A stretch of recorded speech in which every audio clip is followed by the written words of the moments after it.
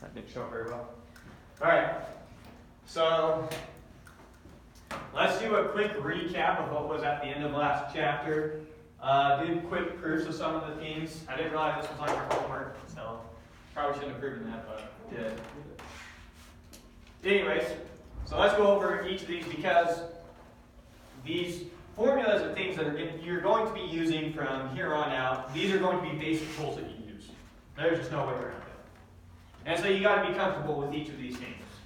Not this one so much, but this one, which uses this. So this, and this, you just need to be comfortable with. There's just no getting around it. So let's go over each of them. Start with difference of powers. So we're proving that a to the n minus b to the n is equal to a minus b times a to the n minus 1, b, etc. Maybe give you a quick example of what this is saying, because sometimes the algebra is a little dense to begin with, and then you get it when you see it. Give me two numbers. 3 and 4. So 3 minus 4 to the what? 2. Let's do 3. What does that equal? Now you can plug that into your calculator to get an answer, but it's going to be the same thing as 3 minus 1. 3 minus 4 times A to the 2. Let's see, 3 squared, 4 to the 0 is the same thing as 1, right? Maybe I'll just write it out all the way. 4 to the 0, plus 3 to the 1, 4 to the 1, plus 3 squared, not 3 squared, 3 to the 0, 4 squared. Right? That's using the formula directly. So do you see what this formula is saying? Yeah. See how to use it? N in this case was 3, A in this case was 3, B in this case was 4. So A to the n, B to the n, or A to the 3, B to, or 3 to 3, 4 to the 3. That difference is equal to A minus B, or 3 minus 4, A to the n minus 1, so whatever that n was, this is 1 less. That n was 3, so this is 2, times b to the 0, b to the 0, or 4 to the 0. And then, as you go through, you decrement the powers of your a's, and you increment the powers of your b's. So as we go to the next term, we decrement the power of a by 1, and we increment the power of b by 1. Same thing. Decrement the power of 3 by 1, and increment the power of 4 by 1. And you keep going until you get back to 0 and an n minus 1. Does that make sense? Yeah.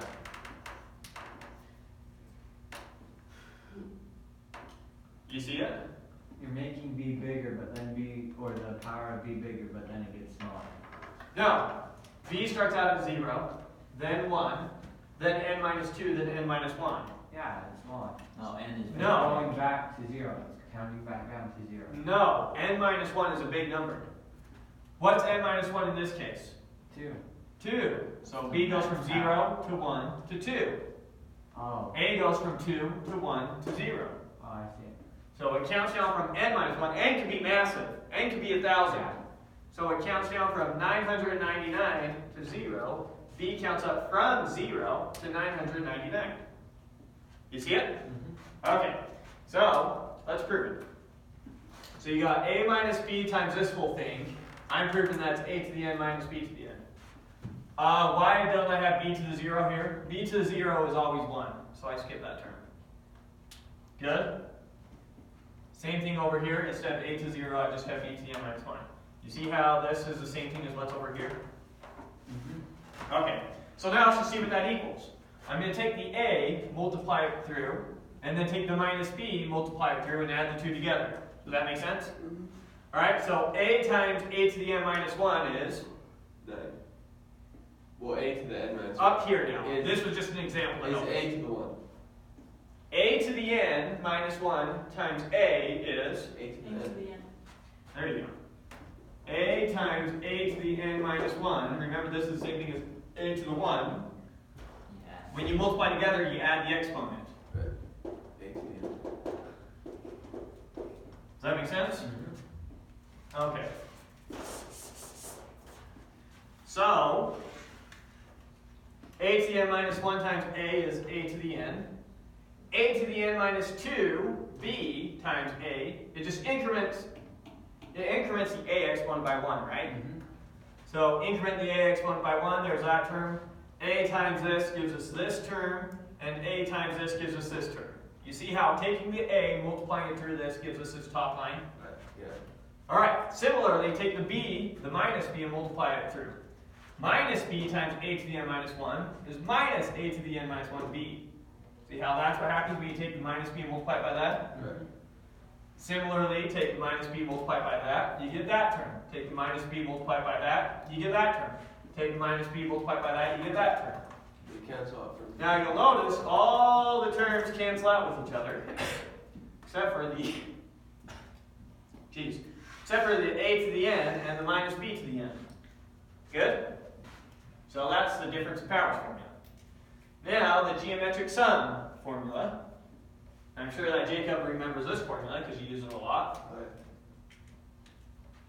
So we want to know what r to the 0 plus r to the 1 plus r to the 2 all the way up to r to the n equals for any number r. So in other words, what's 2 to the 0 plus 2 to the 1 plus 2 to the 2 plus 2 to the 3 all the way up to 2 to the n? How can we do that sum really quick? And we're proving that this does the sum really quick. You could have just calculated this and it would have been just as good. Make sense? So that's what we're going to prove. Side note, some people instead of starting with r to the 0 just put a 1 here, because it's the same thing, right? So, both those are the same. So we want to see what the sum equals, where r is not equal to 1. Why don't we want r equal to 1? Because you'll get zeros. Because you'll divide by 0, which is undefined. So, where r is not equal to 1 and n's a natural number. Sorry, I should have specified up here, n's a natural number, and a and b are just real numbers. Right. Anyways, so let's see what this equals. So let's start with 1 to the n plus 1 minus r to the n plus 1. This, using our difference of sums formula, or our difference of powers formula, can be rewritten this way. You see that? Yeah. Here's the 1 minus r, the a minus b, and then the 1's increment, 1 to the 0, 1 to the 1, 1 to the 2, 1 to the 3. What's 1 to whatever? 1. Just 1, so that's why the 1's all go out. And then what's the r's? Sorry, 1's are decrementing down, r's are decrementing up. So 1 counts for the a, and a to any power is just 1. And then r's are in for the b. R to the 0, r to the 1, r to the 2, all the way up to r to the n minus 1. When we use a formula, what we're plugging in for n is n plus 1. So this n minus 1 then becomes n. You see that? Okay. So that difference equals that. Now divide both sides of the equation by 1 minus r. And flip the sides. So flip these, and then divide both sides of the equation by 1 minus r. Why are you doing 1 minus r instead of 1 to whatever? Oh, wait, never mind. Take this and divide by 1 minus r, that's this term. Yeah. Take this and divide by 1 minus r, that's this term. What happened to your n plus 1 on your 1? It's always 1. Yeah, what's 1 to the n plus 1? Good? Yeah. There's a geometric sum formula. You're going to be using that a lot. Definition of factorial. I think you're all comfortable with this, what this symbol means, but let's go over it exactly. So we define 0 factorial to be 1. And then when n is any natural number, n factorial equals n times n minus 1 factorial. So let's see this definition in action in case you're not comfortable with the recursive definition. Let's say I'm trying to figure out what 4 factorial is. What's that equal to? Looking at the definition, that's equal to 4 times 3 factorial. Right? But then what's 3 factorial equal to? 2. Look at the definition. 3 factorial is equal to 3 times 2 factorial. It's called a recursive definition because you keep plugging in over and over again. And then what does 2 factorial equal? 2 factorial equals 2 times 1 factorial. So we still have the 4, we still have the 3, but now 2 factorial is equal to 2 times 1 factorial. What's 1 factorial equal to? Come and plug it in 1 here. times 0 factorial. 1 factorial is equal to 1 times 0 factorial. So 0. So 1. Equals 4 times 3 times 2 times 1 times 0 factorial, right? 0 factorial. And then by definition, 0 factorial equals 1. So this is the way that recursive definition works. You set up what we typically refer to as a base case, and then you set up some formula that eventually gets to that base case. Right.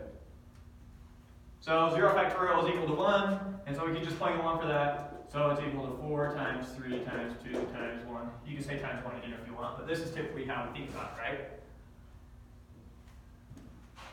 So you see how this definition captures the same idea? You see how to use the definition? Okay. So that's the definition of factorial.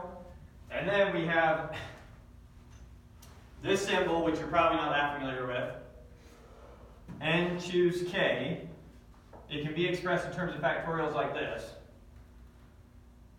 Just a formula that we're going to use in this class. We're not going to derive it or give it any special meaning. That's something you do in other classes. And then Pascal's identity. I guess this was a homework problem. So you show that when k is a natural number less than n, that this factorial is equal to this. Or, sorry, n choose k is equal to this. It's called Pascal's identity. I won't relate to Pascal's triangle. If you're curious about that after school, I'm happy to walk you through that. But so let's prove this real quick. We're going to prove that this is equal to this. So we got n minus 1 choose k minus 1 plus n minus 1 choose k. Just use the formula directly. Using this formula directly, you get n minus 1, or whatever's in the top factorial. And then you get whatever's in the bottom factorial, which I have right there. Sorry, I wrote it in a weird order from how I did it there. Times whatever's in the top minus whatever's in the bottom factorial. So here's what's in the top minus the bottom. Why is it k plus 1? What's the negative of k minus 1? It's minus k plus 1. Sorry, yes, that was stupid. You go. So this is the top minus the bottom. This is the top, this is the bottom.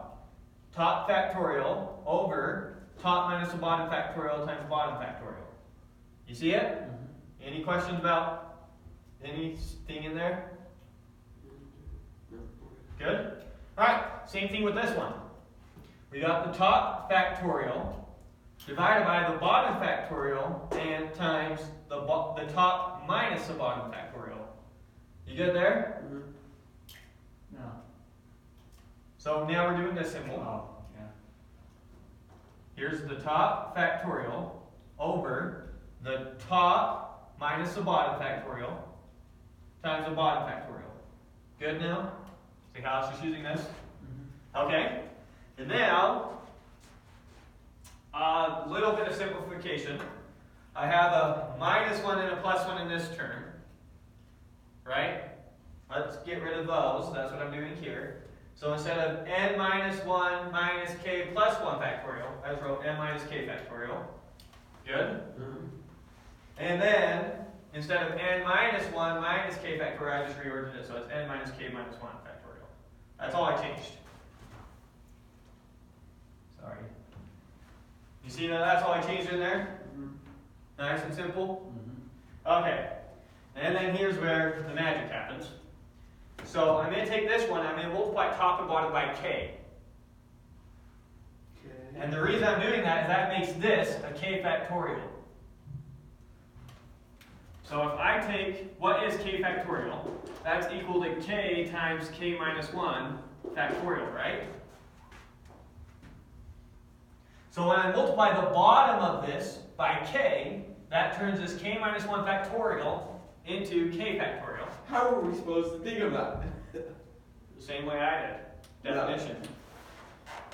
Okay. So when I take this term, I multiply it top to bottom by k, right? Yeah.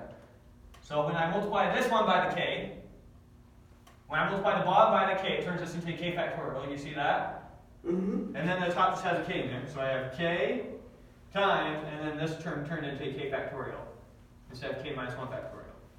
Mm-hmm. Good there? Mm-hmm. Okay? Now, the next one,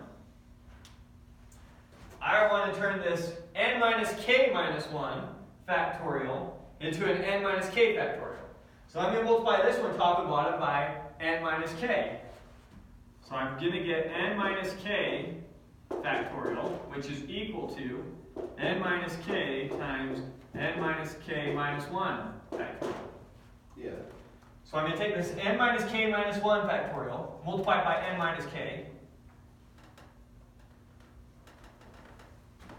N minus k minus 1 factorial multiplied by n minus k gives me n minus k factorial, right? Mm-hmm. So I'm going to multiply this term top and bottom by n minus k. That turns this into n minus k factorial. And then we still have our n minus k in the top. So I multiply this one top and bottom by k to get k factorial there. Multiply this one top and bottom by n minus k to get n minus k factorial there. Notice now they have the same denominator, which is what I was after. So that's the motive for this thinking is, I know I'm trying to get this. What's the denominator to this? It's that. So I need to manipulate both these terms so that their denominator look like that. Now they both have that as a denominator. Right. That was my motive How in did that you get? thinking. Now, how did you get n factorial at the top? Oh, you don't see how that, well, okay, we'll get to that, but make sure, are we all good up to this step? Okay, so now I should have probably written the k out here if you're not seeing it. I have k of these, n minus 1 factorial over n minus k factorial. And I have n minus k of the same thing. So I have k of them here, and I have n minus k of them here. So So I have because n of them. Right. And n times n minus 1 is Let just me- n factorial. Let me rewrite this. I see that. Okay, I should have written this better. I'm going to write the k out here, doesn't change anything. K times n minus 1 factorial over n minus k factorial plus n minus k times n minus 1 factorial n minus k factorial. All I did was pulled that term out in front and pulled that term out in front, right? Yeah. So you see that whole thing's the same as that whole thing, right? So it's like I'm going to factor those out. Okay? So this is equal to, I'm going to factor these terms out.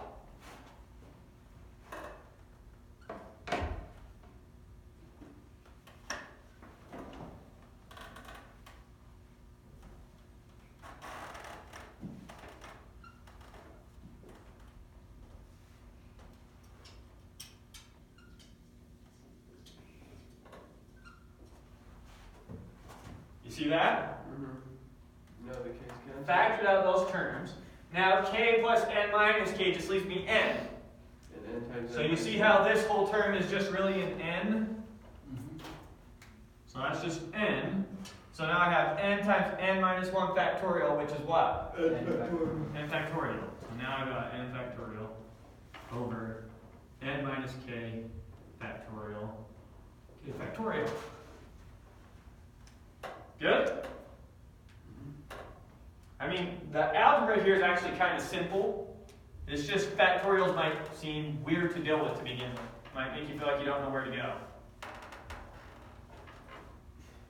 Well, try and think of your n's and k's not as terms, but as an actual number. Like n minus k is an actual number. Right. That's the trick here. It's- Oh, it is? Yeah. Okay. It's you. Well, I don't know. You guys have a better idea of where you're struggling than I do. It's hard for me to know what's weird and what's not weird. That's definitely a weird problem. That's a weird problem. Yeah, But now do you feel like you could easily do I it? can do it right now. Because, I mean, all you really did was said, write out what those are, get a common denominator, I know. factor, put it together. I mean, it's not that different from what you do when you're adding fractions in general. I don't know. I don't think it is that. Maybe it is. Maybe, I don't know. So, there's that problem. So, now no excuse to not have it on your homework. Right? Yeah. Yeah. Okay. Binomial theorem, I was getting a proof, but it actually has a kind of a long proof. And there's a lot of messing with these symbols, which I think would have been a good thing for you guys to see, but I don't know if I want to take the time to do it. So that's another thing I can do after school if you want. Or I can just give you guys a proof if you want. I'd give you like a printed out copy of the proof. I don't know if that'd be useful to you. It's just as good as going and seeing one online. But then you might need an explanation for how the steps are working. So I can explain to you after school if you want. I'll be here. Because I think this is actually a cool proof. I spent a lot of time in discrete math focusing on that. So that is getting us caught up with the end of 1.3. So now we're going to move on to section 2.1. And now we're going to start getting into sequences and limits. We're going to start taking limits to begin with. So section 2.1, we start with the definition of a sequence of real numbers. What? James, you have the syllabus? You? No. I like it orange.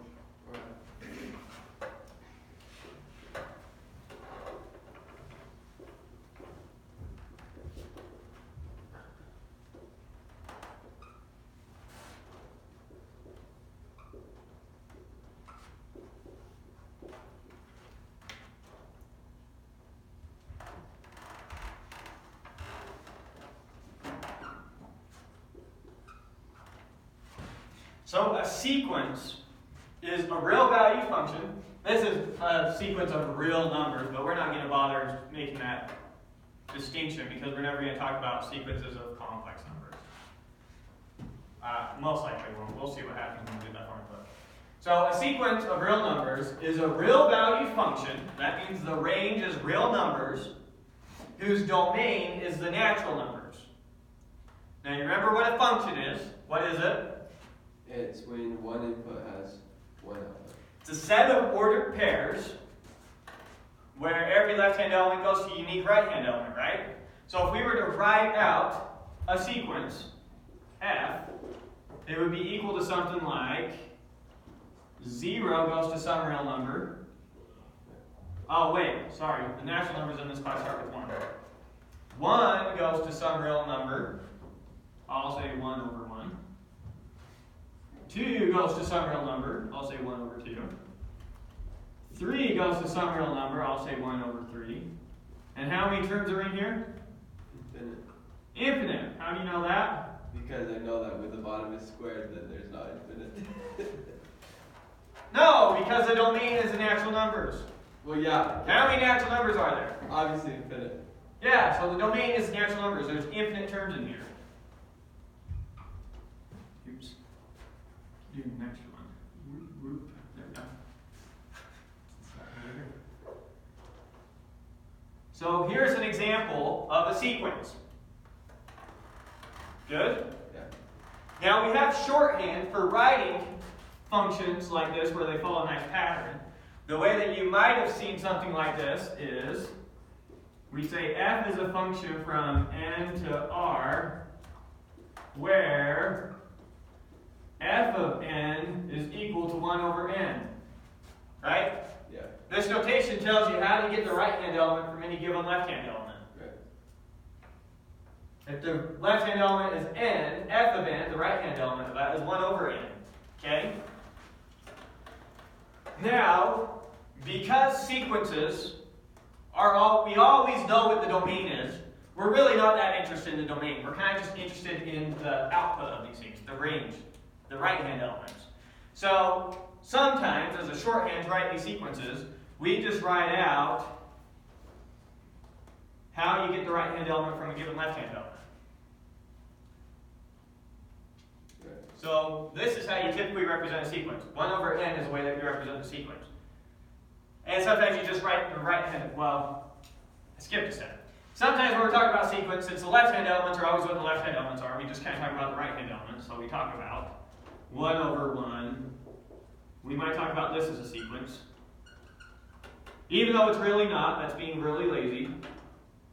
Right? We might say the sequence this, and then we realize this is really the range of a sequence. That's what it really is. But we talk about the sequence because we always know what the left-hand elements are. And then, shorthand for even this, we say this. So every sequence has to have a domain of the natural numbers. A sequence is a function from the natural numbers to the real numbers. That's what a sequence is. Period. Well, a real value sequence, meaning the right-hand elements are real numbers. Because you can also have complex. Yeah. So this is what it really is. Because we're lazy, we sometimes just talk about the right-hand elements. And because we're really lazy, we sometimes just talk about the right-hand elements in shorthand. Same way we did here. Very similar thinking. You good with that? Yeah. So this is the notation that I'm going to be using from here on out. When I talk about a sequence, I'm going to represent it like this. 1 over n represents this sequence. Okay? Good with that? Yeah, are you saying that n will always be the Sequences. The sequence's domain is always natural numbers, and so n represents the left-hand element. Okay. It's how to get the right-hand element from the left-hand element. Exact same thinking here. F of x is equal to some function in terms of x you've seen tons of times. Why don't you use x? Because the domain is the natural numbers, and so that we use n to help you keep that clear in your head. We typically save x and y for when we're talking about the real numbers, so that you don't accidentally get confused as you're thinking about it.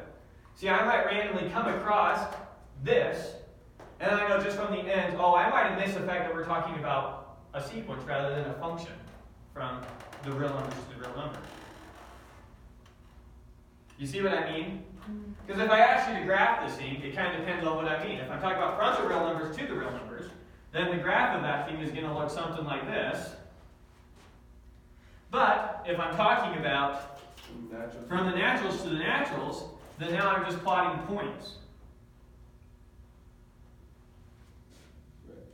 Does that make sense? Yeah. Okay. So that's why we use n. It's just one more check to make sure you understand exactly what we're talking about. We're talking about a sequence. We're talking about something whose domain is n. Good question. Alright. So are we all comfortable with this notation? We understand what it represents?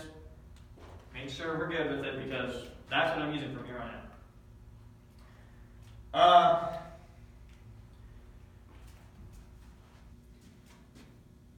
Let's give you an example of another sequence real quick to make sure you're comfortable with this notation.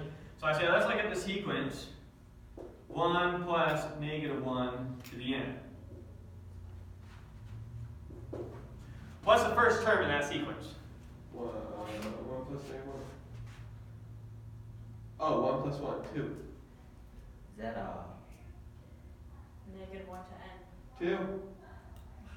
When I plug in 1 for n, what do I get? You get 2. You get negative 1. Holy cow. Oh, you get 0. 0! You get 0. So the first term I get here is 0, right? Negative 1 to the power of 1 is? Negative 1. Anything to the power of 1 is just that thing. Negative 1 is not the special exception. I started saying that. And Negative 1 to the 1 is negative 1. 1 plus negative 1 is? 0. 0. Okay, what about when I put 2 in there? It's 2. 2. Negative 1 squared is 1. Plus 1 is 2. What happens when I put 3 in there? 0. What happens when I put 4 in there? 2. Etc. Right? Yeah. So I don't get how 1 over n is representing that. It's representing this one. Oh. This is a different one. So here we were talking about one sequence, 1 over n. Here we're talking about a different one. Just to help you get comfortable with this notation. Good? Yeah. Alright. Let's do another one. Let's talk about a recursive sequence. And it's going to be recursive in the way that Our definition of factorial is recursive. Okay, so that's base case. Yes. So, another example, I'm going to say,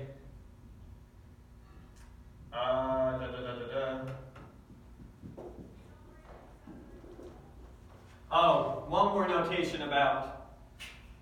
word note about sequences in general. So you know how we usually represent a generic function with f of x equals whatever. F of x is what we use for a generic function. The thing that we use for a generic sequence is a sub n.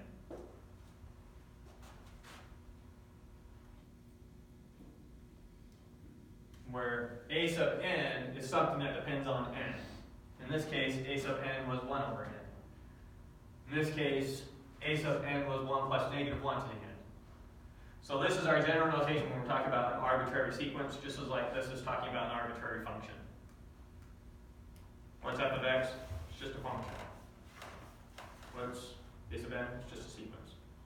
Good? Yeah. Okay. So that's usually how we define sequences, is we use a's. So I'm going to say let a sub 1, let the first term in the sequence, in other words, equal 1. Define a sub 1 to be 1.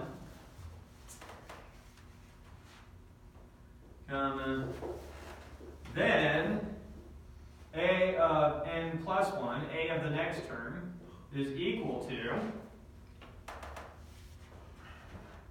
your previous term plus 1 over n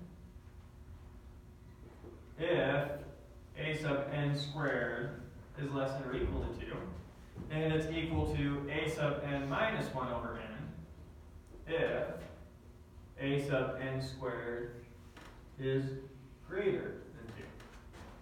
So let's make sure you understand this definition and the sequence.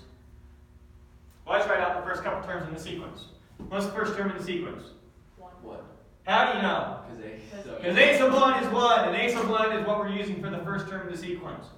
For up here, a sub 1 was 0, or a sub 1 was 0, a sub 2 was 2, a sub 3 was 0, a sub 4 was 2, etc. So a sub 1 in this case is our first term, 1. What's our second term? Okay, so a and Our next term is equal to one of these two things, but depends on what the previous term was.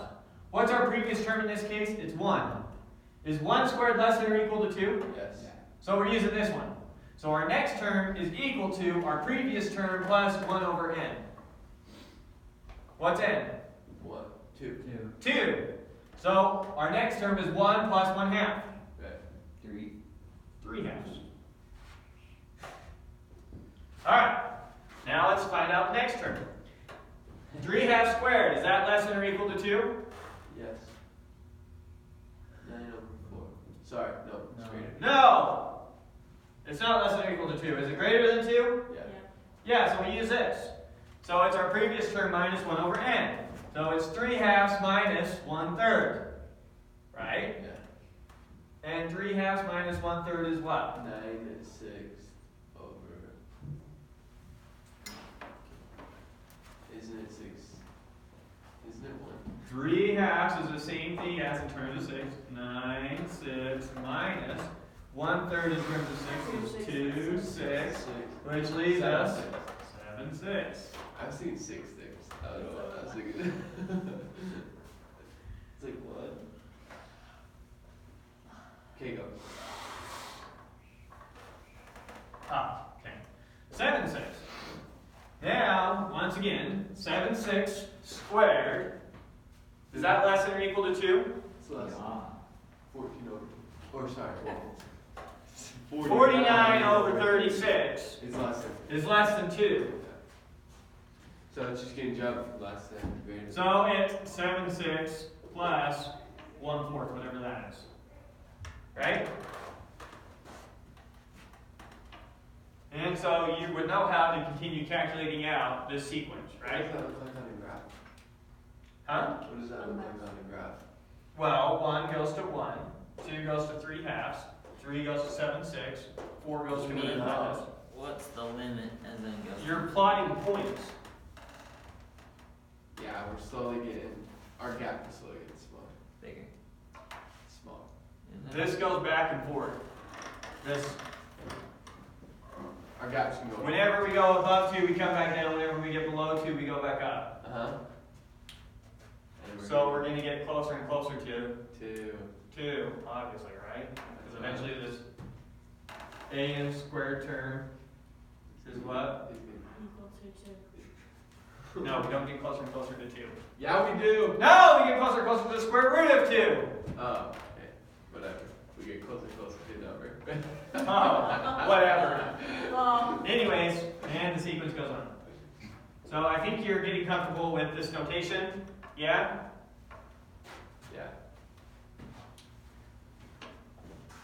Okay, so that's a recursive sequence. And then we have the idea of series. Sequence, series, trash. Well, yeah, sequence of sums in a series. So let's try and make this make sense. I don't like the examples I've written here.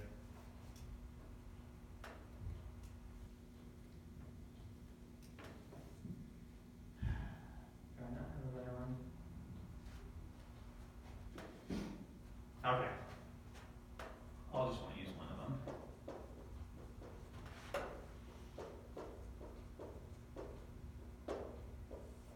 So I can make a sequence of sums.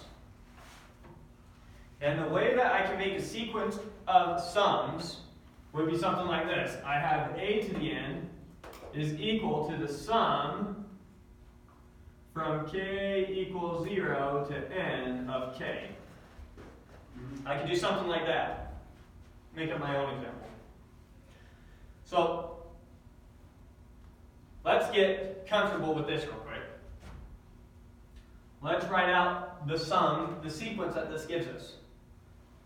So when when n is 1, And no, we just have one, or is that not relevant? huh? Okay, continue.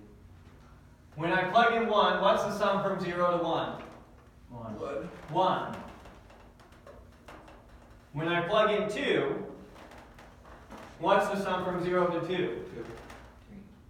3. Oh yeah, forget this sums work. That's dangerous. When I plug in 3, what do I get? What's a sub 3? What's the third term? A sub 3. Yeah. Okay. So this is a sub 1, the first term. This is a sub 2, the second term. Is What's it a 1 sub plus 3? 2 plus 3 I'm so so 6? confused. I This don't is 6. understand what just happened. A sub n is equal to the sum of all the k starting from 0 all the way up to n. So a sub 3 is equal to the sum from k equals 0. I could have said k equals 1 if you prefer. K to 3. What is that? That's equal to 0 plus 1 plus 2 plus 3. Okay. So 6, haven't you? Yeah, 6. Nailed it. What's a sub 4 equal to? 4 plus 3, 7. Just add 4 to the previous number. What's a sub 5 equal to? 15. 15. What's a sub 6 equal to? 21. Okay. So it's a sequence of sums. Now, when we do sequences of sums, to make sure you keep track of in your head that you're summing, we usually use an s sub n instead of an a sub n to help you keep track in your head, hey, we're summing instead of just calculating one term. You see, you good with that? Mm-hmm. Where did I pull this test board to try and force myself to keep doing it there so I don't keep losing it like that. And so with this idea in mind, well, let's do one more. Let's do another example. Let's say the example I give you is that s sub n is equal to the sum from k equals 1 to n of 1 over k. What's my first term? 1. 1? Yes. Yeah. How come your first term over there wasn't 0? Plug in 1 to this. Oh, first term. Plug in 1. What do you get? 1. 0. 0 plus 1. 0 plus 1. I could have started this at k equals 1 because when you add 0, it doesn't do anything. You real quick, go summation together. Okay, so when you're doing a summation, your bottom start number. Bottom's where you start, top's where you stop. So if I say the sum from k equals 3 to 7 of k squared minus 2, that is equal to 3 squared minus 2 4 squared minus 2. plus 4 squared minus 2 plus 5 squared minus 2 plus 6 squared minus 2 plus 7 squared minus 2, whatever that is. So over here we did 0 plus 1, because that was the first term. Yeah, so this was a 0. So plug in 0 for k, plus plug in 1 for k, plus plug in 2 for k, plus, so you get to your top number. Make sense? Yeah. And so, yeah, it's kind of dumb to start at 0, should just start at 1, because adding 0 doesn't change anything. So now looking at this one. The first term in here is 1. What's the second term? 1 half. 3 over 2. Sorry, 3 halves. I'm sorry, I keep thinking sequences. What's the next term? 3 halves plus 1/3. 3 halves plus 1/3. 7 6. Is that right? No. No. 3 halves is 9. 6. We just barely did Plus? this. Yeah. No, mine is 9 6 plus 1/3. So it's 12. it's literally 7 6, isn't it? No, it's 11 6. 11. Oh, we're not minusing, we're adding. We're minusing Oh. down there. Yeah. 3 halves plus 1/3. But instead of writing it that way, to help you see, motivate where we're going next, we had 1, then we had 1 plus 1 half, then we had 1 plus 1 half plus 1/3, and then we have 1 plus 1 half plus 1/3 plus, and it keeps continuing in this manner, right? We're approaching 2. Well, we're not worried about that yet. So now, with these types of sequences in mind, we're going to define what we call an infinite series. So, definition, and it's going to use that exact same idea.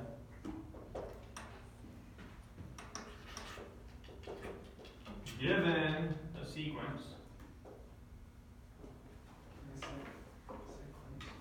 A sub n, whatever the sequence is,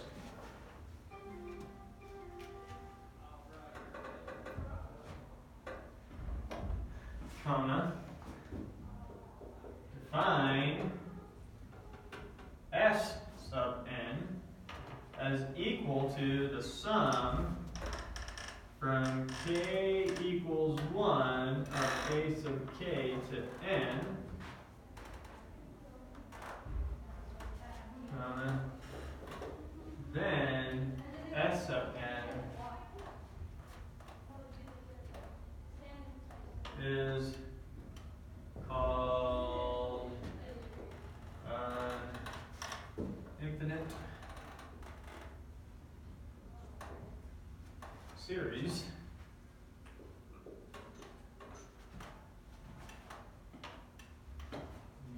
that the nth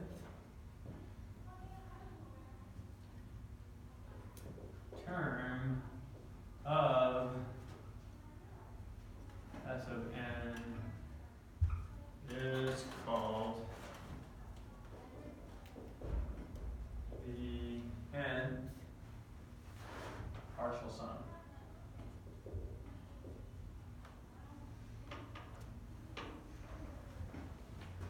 So we just barely went through this exact process almost. And so it's the exact same type of thinking. We'll see it again. And then I think you'll make the connection on what this means. So given a sequence, let's pick a sequence. I'm going to pick the sequence 1 over n. Given a sequence, we'll say 1 over n. So that's 1 over n. Define S sub n. So given this,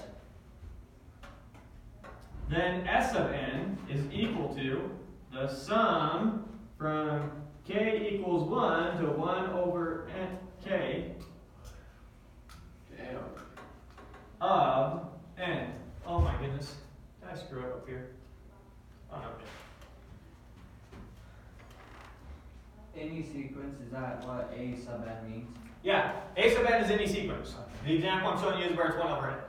So given a sequence, here's a sequence. Define S sub n to be the sum from k equals 1 of a sub k. I don't understand that A sub k. I actually totally get it now. Here's a sub n. Let's go back to this example, right? I don't get, is A sub k just like any thing that you're trying to sum? You mean 1 over k? Now, so Oh, a sub n represents a general sequence, Okay. right? I'm saying a sub n equals 1 over n. Is the sequence we choose. We're choosing the sequence a sub n equals 1 over n. So is A, okay. A sub n is what we use for a generic sequence. Okay. The same way you say f of x is a function. F of x is a function. If I want to specify a function, I say the one that squares everything. There's a particular function. Here's how we talk about functions in general.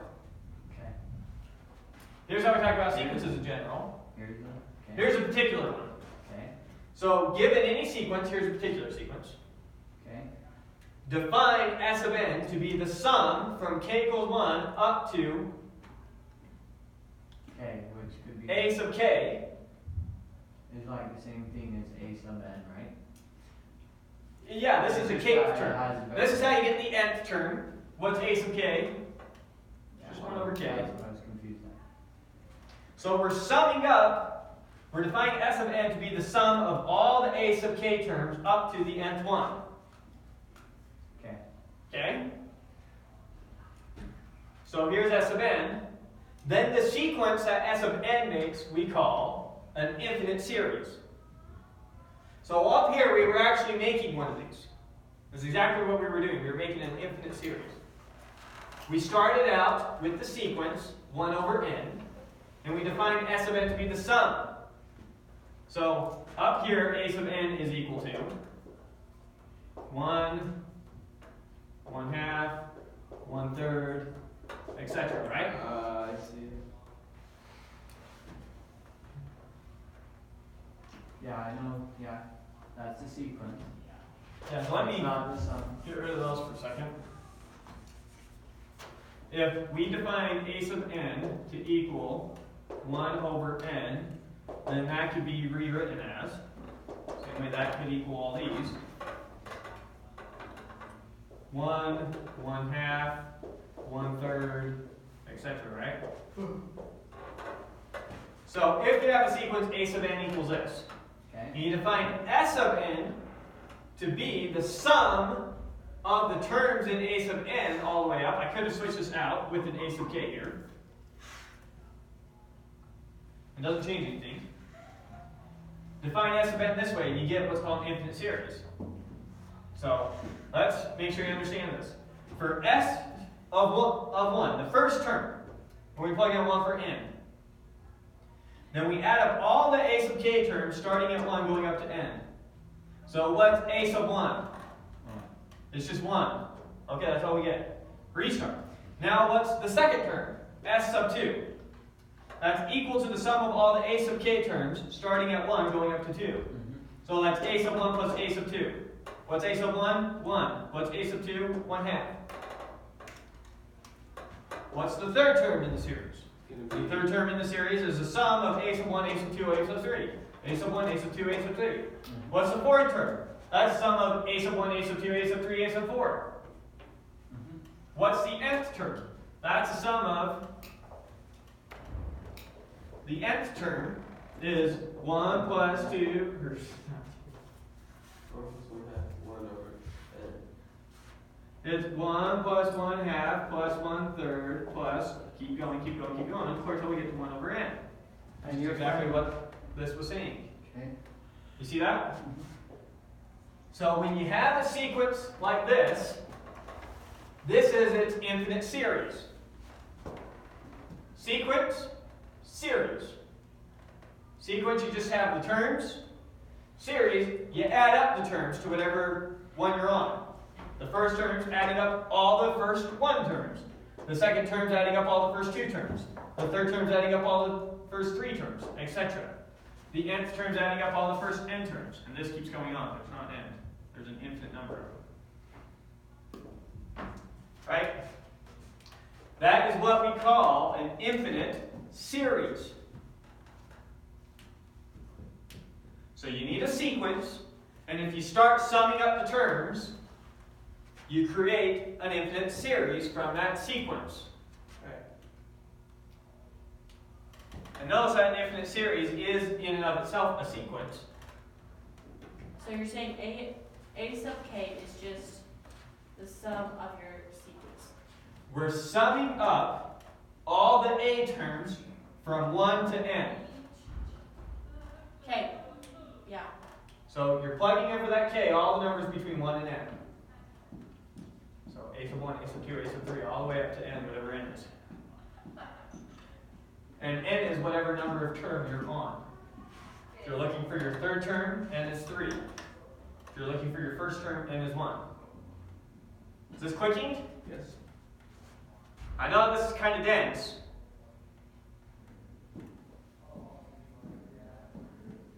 So make sure it makes sense.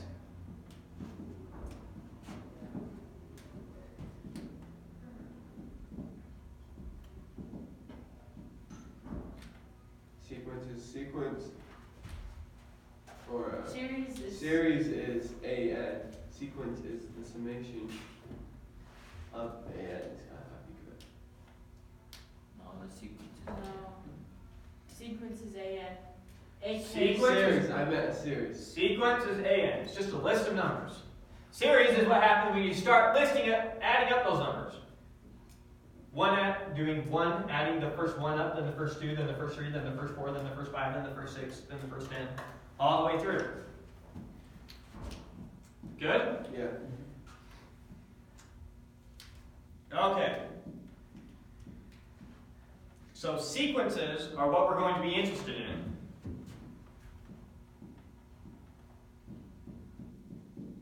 But notice that the sequence is just a series. This is still just a series. Why? You mean it's still just. Its domain is still just natural numbers, and its range is just real numbers. You meant it's still just a sequence. Oh, sorry, it's still just a sequence. Oh, yeah. So many. It's a An special infinite sequence. series is a Yeah, sequence it's a of special- sums of sequences. Up here, when I first wrote this out for you, I didn't tell you that we were doing a series. I just said, let's do this sequence. And then I showed you how that's a series on another sequence. Right? Does that make sense? Okay. So we're going to be interested in series, not sequences. Series, because a sequence is just a series. It's still just a series. So now we're going to define what we mean by a limit. So one of the first ideas we come across with calculus, get rid of all this, you see where that was going, is the idea of a limit. Convergence. Convergence, a limit. Same thing. Here we go. 1.8. Epsilon. Number lines. 1.8 plus 55. Definition. Will you give us extra credit if we write this out on there? Just barrel with. Now, You are. but I will fail you, regardless of if you got 100% on everything, if at the end of the year I ask you what is the definition of convergence and you can't tell me. That will get you a failure. This is one of the 4 basic definitions in this class that you sure better know. I'm ready. Epsilon is greater than. A sequence, A sub n, is said to converge to some number A, some real number. This is not a term in the sequence. We just usually use the same letter to say what that sequence converges to if it converges. Notice how it's not A sub 1 or A sub 2 or A sub 3. I I could have just used anything here. I'm just going to use A. Different variable, don't get confused. Okay. The set should converge to A, A series? a sequence. Okay. Because remember, a series is a sequence. Right. So a sequence is set to converge to A provided that, and I just spelled it out, so maybe I'll spell it out, for every positive number epsilon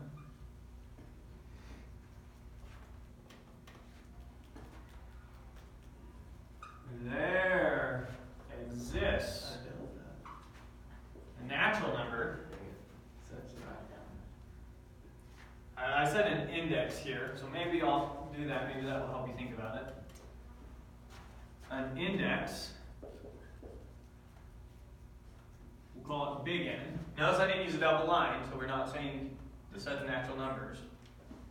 Get comfortable with that, because that's what we're going to usually do. A natural number, big N. The reason we don't use little n is because we're going to use little n again here. We use little n right there. So there exists an index, big N, such that a sub n minus a is less than epsilon for all n greater than or equal to big N. You did that differently there. Not very much different. No, it says the same thing. Well, Ariel had two absolute values and he had the delta. You're talking about the definition of continuous. Talk about the epsilon delta definition of continuous. We are not talking about continuous. We are talking about a limit. Why are you taking Or the absolute convergence. value? Yeah, so let's understand what exactly this is saying. So first off, what do we mean by the idea of a sequence converging? A sequence converging means, is there something that it keeps getting closer and closer and closer and closer to? Yeah. Another way that we talk about convergence is we say it's the limit of the sequence. Same idea. The limit of a sequence, or what the sequence converges to, are the same thing. But it never reaches that number, right? Whether it does or it doesn't is irrelevant. The question is, because it could reach the number. There's no problem with that. For example, what's the limit of this? Or what does a sequence get closer and closer to? One. The first term is 1, the second term is 1, the third term is 1, the fourth term is 1, the fifth term is 1. It converges to 1. Mm-hmm. So, it can equal exactly what it converges to. And really simple sequences like that do. But another sequence, what does this sequence get closer and closer to? 1 over n. 0. No. Gets closer and closer to 0, but it never actually reaches 0. Right. You got 1 over 1, 1 half, 1 third, 1 fourth, 1 fifth, 1 sixth, 1 seventh, 1 eighth. You get smaller and smaller and smaller numbers, but it never gets to 0. But the limit is still 0, right? But it converges to 0. Okay. So we'll prove that one, but just trying to help get intuition. Let's do intuition for what a series might converge to. Let me give you an example. Let's say that I am walking the distance of this board. We'll say that one of these boards is a board length. Okay? So it's 2 board lengths to the end of here. And first I go 1 board length, I go half the distance. And then I go half the distance again. So I went 1 length, I went 1 plus a half. Then I go half again, I go 1 plus a half plus a fourth. And then 1 half plus a fourth plus an eighth. And then 1 half plus a fourth plus an eighth plus a 16th. So Yeah. you're getting closer to 2 board. We're getting closer to 2. So our first term was 1. Our next term was 1 plus a half. Yeah. 1 plus a half. 1 plus a half plus a 1/3. And sometimes we just don't bother writing all the ones working up and we say it's going to be 1 plus a half plus a third. Not a third, sorry, a fourth. Plus a fourth, plus an eighth, plus a 16th, plus etc. That gets closer and closer to 2. Right. Right? So if I wrote out that series, that we would expect to converge to 2. So, A is what it is converging to, what it's getting closer and closer to. So a sequence AN is said to be getting closer and closer to A if this is true for every positive number epsilon you can think of for some index n greater than or equal to n. So now let's try and, I think you have some intuition for it now, let's try and wrap our heads around this definition real quick. Okay? I would see that epsilon. So here I am, and I've got some series, and let's just say we're plotting the points, or some sequence, and we're plotting the points, right? And I'm saying that they're alternating back and forth like this, but they're getting closer and closer to this A. So A sub 1 ends up there, here's A sub 2, here's A sub 3, and we keep going back and forth, and it keeps getting closer and closer to this, okay? You have in mind what I'm saying here? Yeah. I mean, we don't have a particular algebraic one, I'm just trying to help you pictorially represent what's going on here. So we're saying if for any epsilon you pick some epsilon, we'll say epsilon takes us out this far. So epsilon is a range of numbers. Let's really think about that real quick. I mean, if this is A on the number line, then this is A plus epsilon, and this is A minus epsilon. What is There's epsilon? A. It's some number. It's a small number. Some number. It's typically thought of as a small number, but it's any positive number. All positive number. Every. For any, because you got to do one at a time. So for any positive number epsilon you pick, here's A plus epsilon, here's A minus epsilon, here's A. With me so far? Now, what does this mean? Using our math from last time, let's rewrite that a different way. That's the same thing as negative epsilon.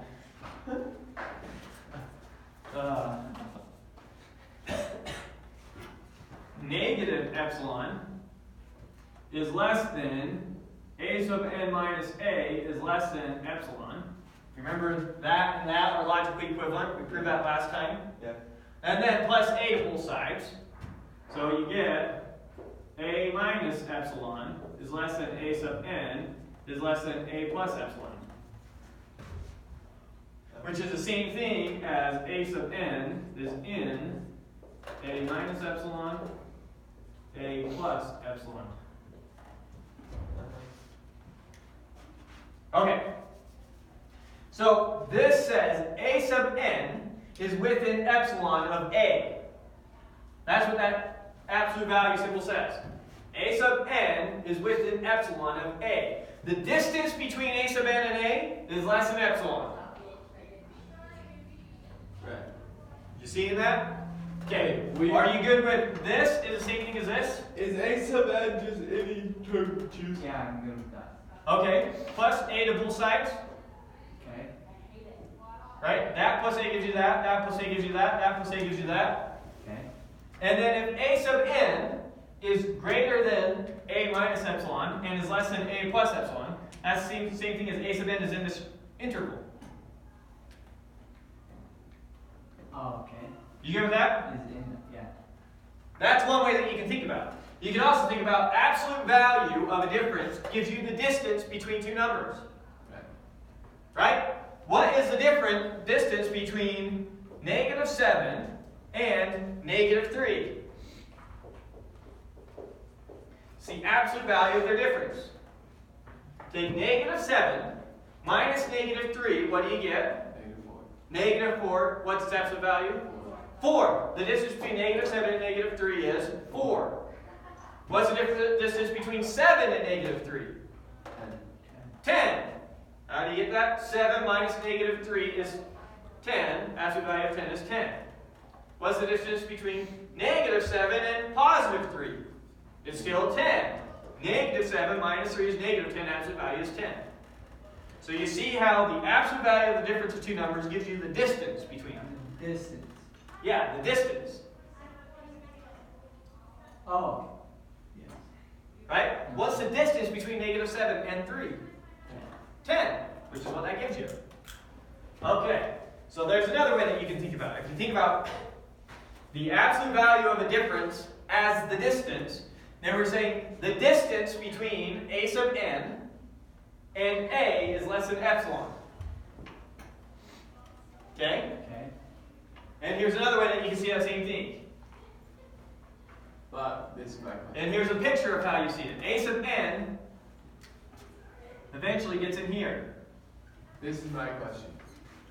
Epsilon is a number, it's not a distance. Epsilon is a number, So, but it's a positive number. yeah. Yeah. So why would a distance? Oh, the distance. So a distance is a positive number. I'm thinking this. Let's say our epsilon is 7. Right. So the distance between these two numbers is less than 7.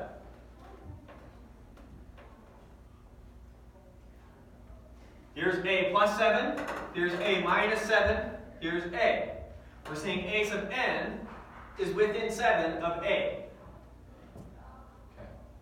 Good? All right, now let's wrap our heads around the definition one more time.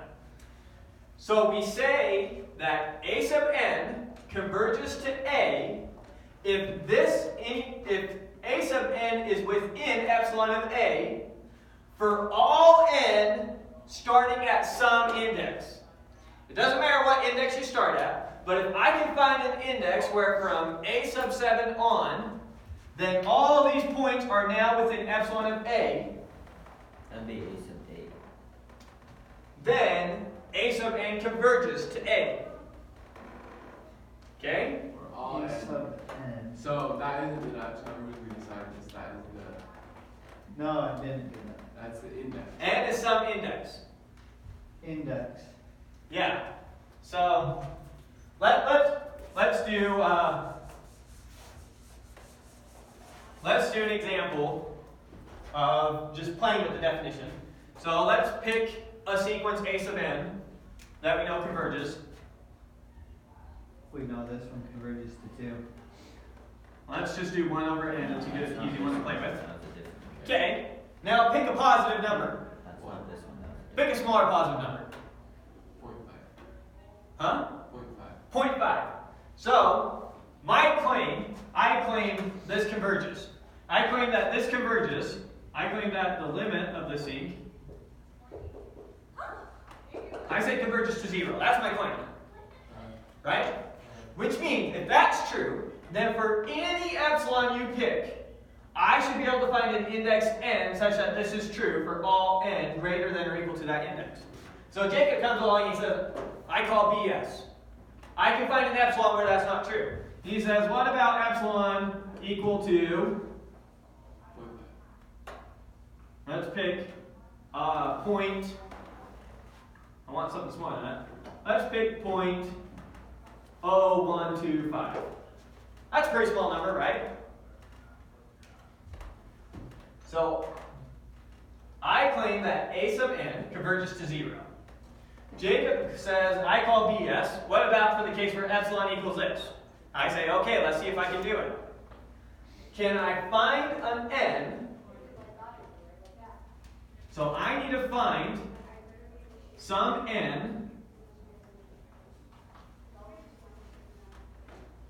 Well, I need to make this statement true.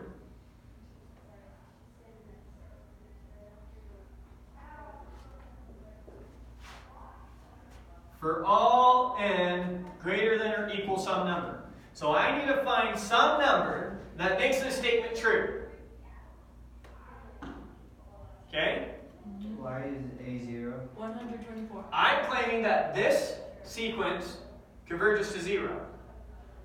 A sub n minus what it converges to. Okay. A sub n minus what it converges to. So, I'm claiming that for any epsilon you pick, I can find a big N to put in this box so that this statement is always true. Right. Right? And then what do I pick? 125. Wait, no. Why be so hard on yourself?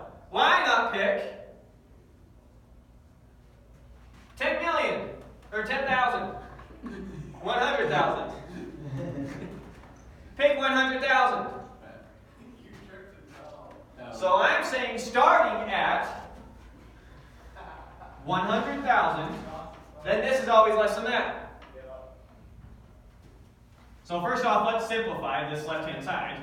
We're saying 1 over n is less than 0.0125, right? If you simplify. 1 over n minus 0 is just 1 over n. The absolute value of 1 over n is just 1 over n, because it's always positive numbers. And I say, for all n greater than 100,000, this is true. Right? Is it true? Yeah, I could have also just picked 100. I didn't have to do 10,000. It doesn't matter. I'm just saying that there is an n I can find. So that from that n on out, this is true. So it's true for a sub 100, a sub 101, a sub 102. From a sub 100 on, it is always within this distance of 0. And we're not proving this. This is a definition. This is a definition. You're going to prove that certain sequences converge. So I'm going to prove that this converges later.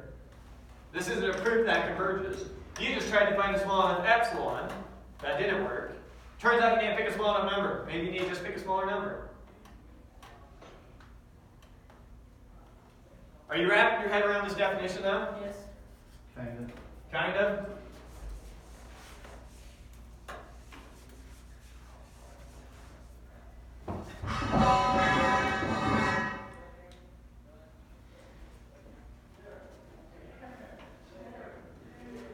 My next proof is that a sequence only converges to one number, but maybe let's just skip ahead real quick and do the proof that 1 over n converges. Maybe that will be useful first. So let's actually do a proof using this. Oh, prove that didn't work. No. No. You couldn't find a number that didn't work for the definition. You chose a small number, and it still worked. I could still find a big N, so that for all the terms in the sequence after that term, from that index on in the sequence, it was always within that distance. You need to see if you can find a small enough distance that no, the numbers aren't always within that distance. And if you can't do that, well, it could be that you just couldn't think about the numbers, but it could also be that it converges. If you prove you can't do that. And to be Right. proved that doesn't converge. So I'm going to prove that the limit of 1 over n is equal to 0. Okay? So I need to prove that for every epsilon you pick, I can find an index such that a sub n minus 0 for all the indexes from that point on are less than epsilon. Okay, wait, what's the definition of limit? Right here. Okay, limit and converging. Same. Oh, sorry. Yeah, I should specify that. To say that a sequence converges to A is the same thing as to say that the limit of that sequence is A. Same thing. So I'm proving that the sequence 1 over n converges to 0. Or that the limit of 1 over n is equal to 0. Same thing. Good? Yeah. Okay. So let's prove it. So 1, you give me some epsilon. That's greater than 0. That's all I know about epsilon. You pick any epsilon you want that's greater than 0, and I have to show that I can find a big N so that this is always true, no matter what that epsilon is. Good? Okay. So let epsilon be some positive number greater than 0. 2. By the Archimedean property, A over P. you're right. Oh, yeah, that's literally what's about right. By the Archimedean property, comma, there exists some natural number, call it big N.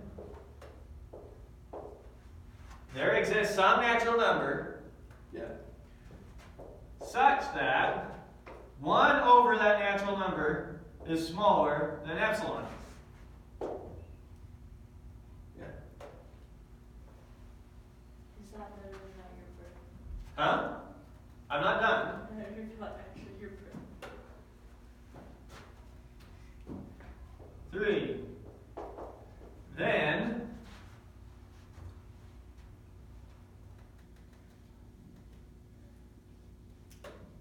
(1 over n minus 0)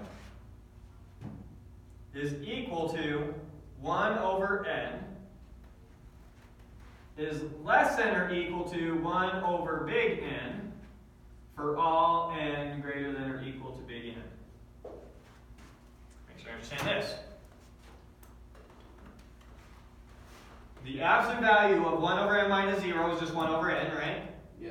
And I'm saying that number is less than or equal to 1 over big N anytime you pick a natural number bigger than or equal to big N.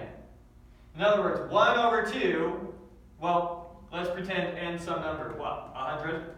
So big N's 100, I'm saying 1 over 101 is less than or equal to this. 1 over 102 is less than or equal to this. So this is the big line in the proof. And if you can get this line, the rest of it is easy. So here's the hard part of the proof. Go over it again. It's easy. Okay. You chose to write the absolute value of 1 over n minus 0 because that's... Where am I trying to get? I'm trying to get, maybe should have did this first. Therefore, the limit of 1 over n is equal to 0, right? Yeah. That's what we're trying to prove. How do we prove that? Then, the absolute value of 1 over n minus 0 is less than epsilon, comma, for all n greater than or equal to some big N diagonally defined. Okay. Right?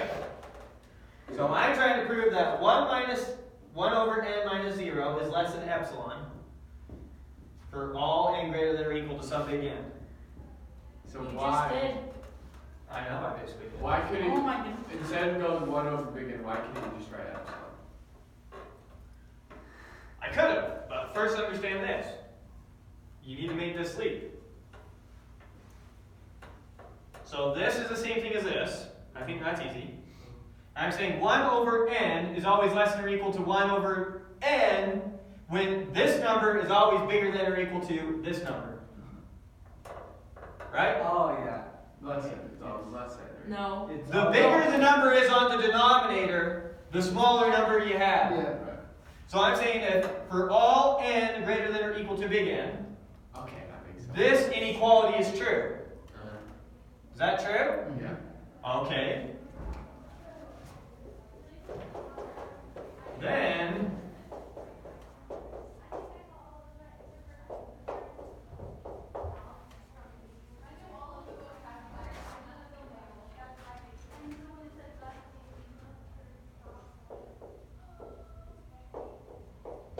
I feel like you can't just say, okay, and by the way, make sure all your n are bigger than n. All your little n are bigger than big N. Archimedean Principle.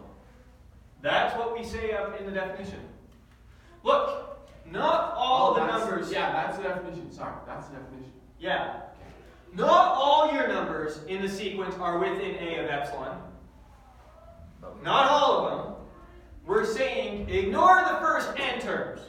Maybe they're some far away. But eventually, all the other terms, all infinite remaining terms, are within that little epsilon of the a. Okay. They keep getting closer and closer and closer and closer and closer. So pick some number epsilon to make some little range around the a that you're saying they're getting closer and closer to. And I'm saying eventually all the remaining terms are within that distance. So ignore the first 100, ignore the first 1,000, ignore the first 2,586 million.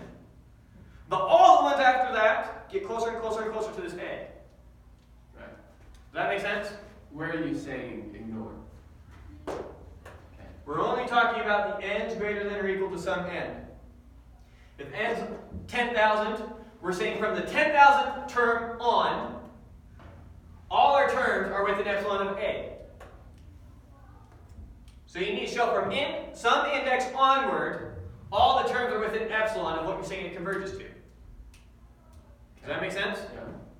So think about this. You pick any epsilon you want, right?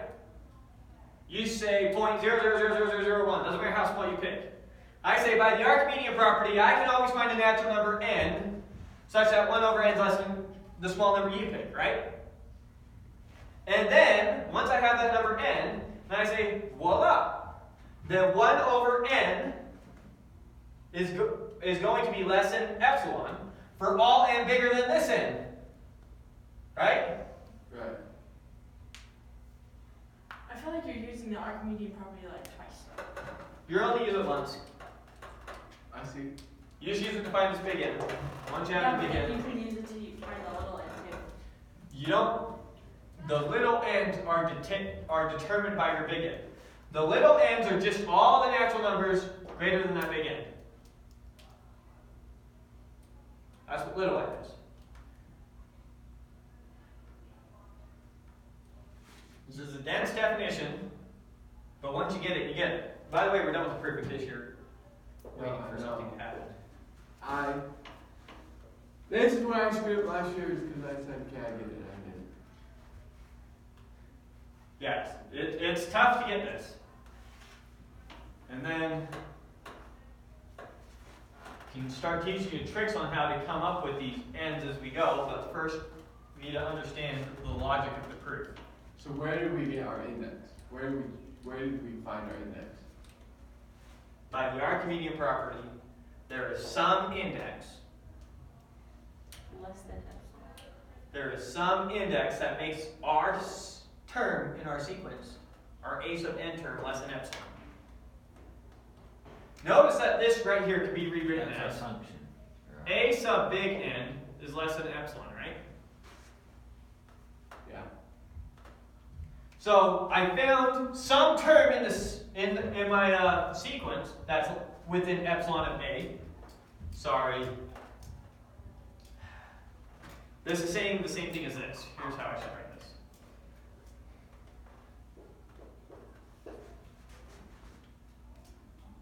I found some term in the sequence that is within epsilon of a, in this case a0. Okay. So here I found one member of the sequence that is within epsilon of a, and I said, and every member of the sequence that comes after this is also within epsilon of a. Okay, where'd you say that? Inequality.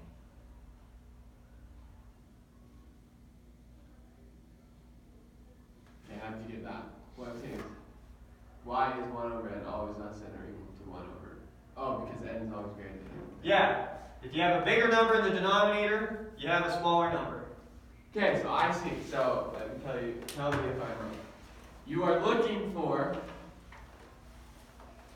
looking for an index Yes. that is less than your epsilon. No. I am looking for an index that makes this statement true.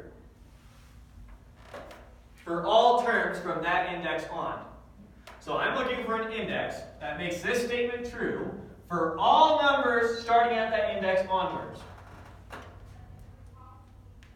What does onwards mean? Like for all. So if it's true for the 1000th term in the sequence, Then it's also true for the 1001st, the 1002nd, the 1003rd, the 1004th, etc.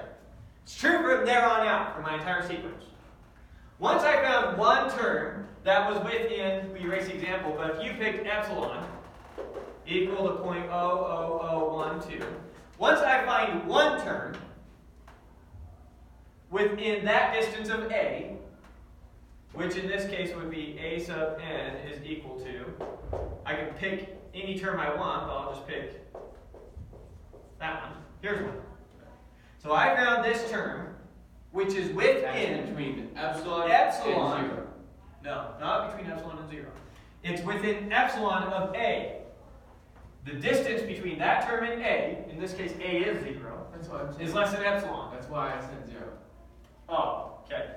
Yeah. But it's not always 0. This could have been a 1. Right. That's why I said it.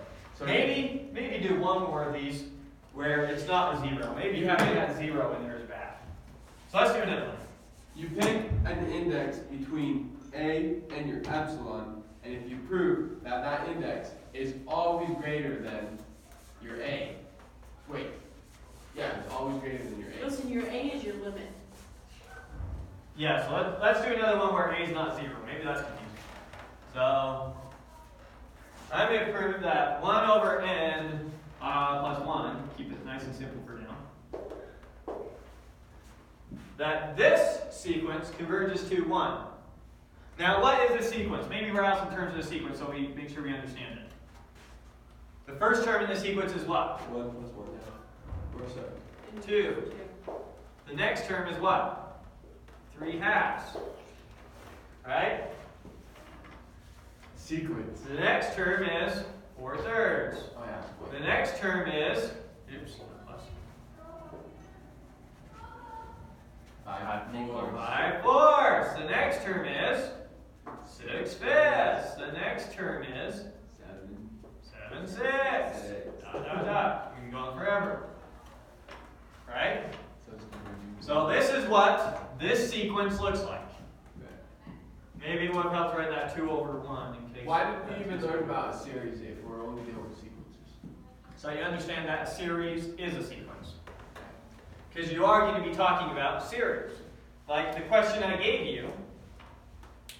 If I first go 1 mile, then a half a mile, then a fourth of a mile, then an eighth of a mile, then a 16th of a mile, and I continue in that way,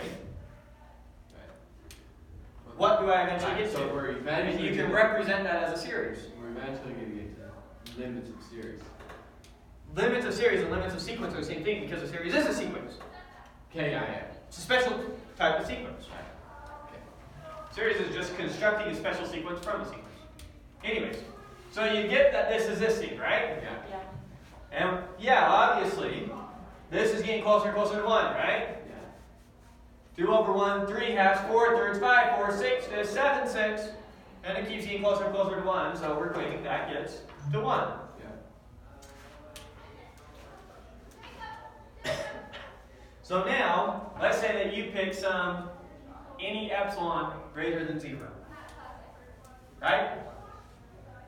You pick, yeah, right. That's. And we need to show that I can find an index that makes this true.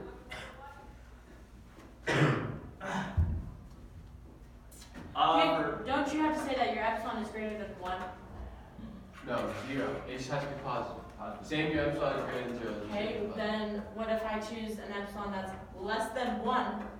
Or an epsilon that's less than 1 but greater than 0. And that's wrong. Well, you're is it going to not? want to choose your epsilon around Epsilon's R not A. your limit. Epsilon is not your limit. Epsilon is just any positive number. Doesn't matter. Doesn't change anything. Yeah, I know. I'm saying if my epsilon is less than 1, but my limit is 1, I'm never gonna get to 1. Or I'm never gonna get past 1 to the sequence. I don't know how to say this. Well, or if the epsilon goes to the left and to the right of your A. Like on the number line. Yeah. Epsilon is like Yeah. the distance. So if your epsilon's 1/2, you're proving that you can find a term within 1/2 and 1 and 1/2. So 3 halves. Oh, Yeah. okay. If you choose it on one side, then yes. So your epsilon is not a number, your epsilon is a distance. That's what I said. Oh my good laws! I don't know how to answer that. Because the answer is no. I don't want to confuse you. And Every distance is a positive number. That's what distance is. It's a positive number. But Oh. So our epsilon, okay, so right. You get? We I don't keep- know if that's just making What we are getting confused about is we are seeing a number line, and we're claiming our limit is 46, and then we're saying, so our epsilon needs to be 46.00001. When really our epsilon is just 0.0001. Right. Okay. Okay. You get it? Yeah. We're saying the distance between the terms in your sequence and the number it's converging to is less than some really small number. Yes. Okay. Alright. So now, we need to find some n, some big N, such that every term in the sequence after the big N term, maybe big N is, in our case, going to be 6. So maybe from the 6th term on, then that term is within epsilon of 1. Okay? Okay. So, sorry, I don't have a good written out order of this, so you're just going to have to watch me think for a second. Let's see, we got 1 over n plus 1 minus 1 is plugging our definition. Remember, a is 1.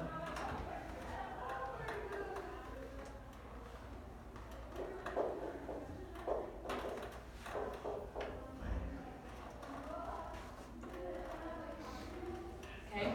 So I'm kind of thinking ahead, how am I going to find this big N? So, 3.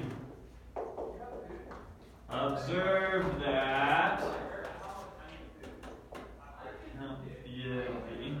Observe that by the Archimedean Principle, there exists big N in the natural numbers such that 1 over n is less than epsilon, right?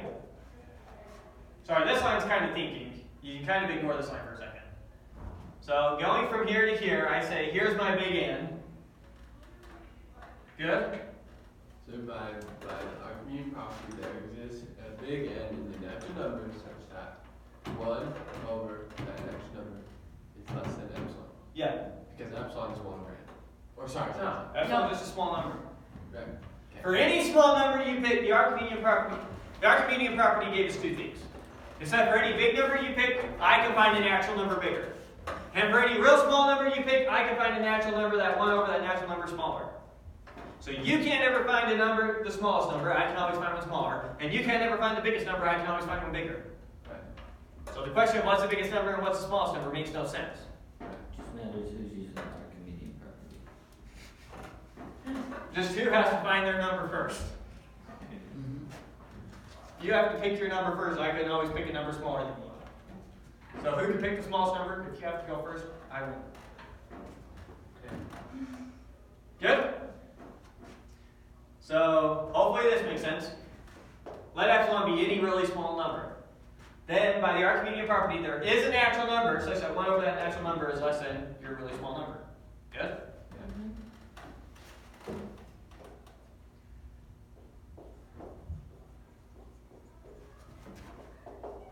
Observe that 1 over little n is less than or equal to 1 over big N for all n in the for all n greater than or equal to n. Good with that? Nice. Very good. Okay. Then 1 minus 1 over n was minus plus 1. Oh, 1 over n plus 1. 1, oh my goodness. 1 over n plus 1 minus 1 is equal to 1 over n is equal to 1 over n is less than or equal to 1 over n is less than epsilon for all n greater than or equal to that index. And we're done. So now we just found a number between epsilon and what is 1 over n again? So, what I'm saying is pick a small number epsilon. 0.0001. So, epsilon equals 0.0001. And I say by the Archimedean property, there exists some big N, namely, there's one. There's an infinite of them, but there's at least one big N. So now that 1 over n is less than epsilon. Is that true? Yeah. So I just barely found a 1 over n less than epsilon. And 1 over little n is less than or equal to 1 over my big N for all n bigger than this number. Right? So now, 1 over n plus 1 minus 1 is less than epsilon for all n bigger than this number. Right? And you could have picked an even smaller epsilon. And I could have still found infinitely many terms in the sequence within that distance. Notice every term in the sequence after this term is within that distance. We're saying if you cut off the first 100 million terms, what does that matter compared to infinity? Cut off the first 100 million terms, and now they're all within that teeny epsilon of that number. And so no matter how small of a number you pick, I see now. I see why you say as soon as you hit your point, no matter how far that way you go. right, Because doesn't we're matter. going with a fraction. We keep increasing the sequence. I say eventually you get to the nth term, right? So eventually we got to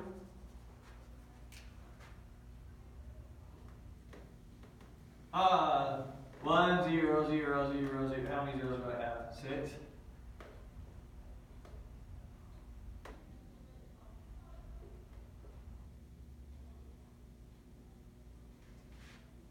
Right? There's the big nth term of the sequence, and then it keeps going on. Right? So eventually we get to this term. And I'm saying from this term onwards, You can't find. this whole sequence is now within epsilon of 1. then that's. And for any epsilon you pick, I can always find some term in the sequence. So from that term onwards, we're always within epsilon of what you're saying. So the sequence eventually gets arbitrarily close, however close you want, to that number 1. Right. Is this definition starting to click? Yes. Yeah. Real quick on your second step. So the way you wrote that out was because in our definition you write your AN and then you write your A. Yeah, so to help me think, I say, look, I'm trying to get this less than epsilon, right? And to get this less than epsilon is to get this less than epsilon is to get this less than epsilon. Okay, now I know what I need to do. Right? Maybe keep going with these and just do more. I don't know. I don't think there's a better way to just get comfortable with these than to do them. So let's do another one. Yes, let's. You have one you want to do? Let's stop using 1 overhead. Well, that's a good place to start with. But yeah, let's throw some actual number 3 in there. It doesn't do anything. Huh? Let's see. I did this one. 2 over n squared plus 4 over n plus 3. And what's that going to converge to? 3. That's going to converge to 3. And now we need to prove it. Right? Because as n gets bigger and bigger, this gets closer and closer to 0, this gets closer and closer to 0, this stays 3. And so it gets closer and closer to 3. So now let's prove that. Okay, let epsilon be greater than 0. Yeah, so someone hands you some tiny epsilon. That's greater than 0. I see this now. Yeah. Now I need to find an index big N so that I need to find an index big N so that 2 over n squared minus 4 over n plus 3 minus 3 is less than epsilon for all n greater than or equal to big N. I need to find a big N so that this statement's true. Once you give me an epsilon. Right. You pick an epsilon, I now need to find a big N that makes this statement true. Well, can't you just say that 2 over n squared, that will eventually go, well, it gets closer and closer to 0, so you can put in 0. No! See, that's what you've done in past classes. And that's skipping the proof. You need to prove that that's the case. You can't just say, look, this gets closer and closer to 0, so we can replace it with 0. Because that's not obvious. You can take a number and replace it with nothing. Yeah! Oh! No, I just want to go back to you simplification. feel too comfortable with this because you were told to do it and then you did it. And humans suffer from this problem that the more we do something, the more we feel we just understand it. Just as a result of doing it. Like as a result of driving, you get more and more comfortable with the car. That car has an issue, you don't have the first clue in the world what to do with that thing. You don't have a clue about that car. And so there's this idea of just getting familiar with something makes you do it. I don't know if you've ever had to do a process where you didn't have any clue what you were doing. But just by virtue of doing the process over and over again, you just felt like this is the right way to do it. Driving. Well, driving is not a great example. Thinking like an office job Or people going through their math classes. or people going through their math classes. So we're proving that the limit of this is 0, the limit of this is 0, and the limit of this is 3. And so when you add them all together, their limit is 3. It's kind of one way you can think about it. Yeah. Now we're kind of already using something that we're going to prove later, which is that the limit of the sums is the sum of the limits. But anyways, so no, you can't just think about it that way. I mean, you use your intuition to guess that this equals 3. But remember how easy it is for your intuition to be wrong. Even geniuses have suffered from their intuition being wrong. Okay, So how do we prove it? So I need to make this less than epsilon, right? I'm going to do like scratch work on the side to help me think. When is this going to be less than epsilon? Well, first off, let me rewrite this thing. This is 2n squared minus 4n, 4 over n, right? The 3's go out. Right. So I can rewrite that like that, which is really just equal to 2 over n squared minus 4 over n. Which is really Right? Which is less than, I don't like having an n squared down there. That's obnoxious. So let's say that's less than 2 over n minus 4 over n. Oh crap, I could just get rid of the absolute value like that. Yeah. Because there's a no, difference. positive. Triangle inequality is what we want here. This is less than or equal to 2 over n squared plus negative 4 over n. Triangle inequality, right? Yeah. Which is equal to 2 over n squared plus 4 over n.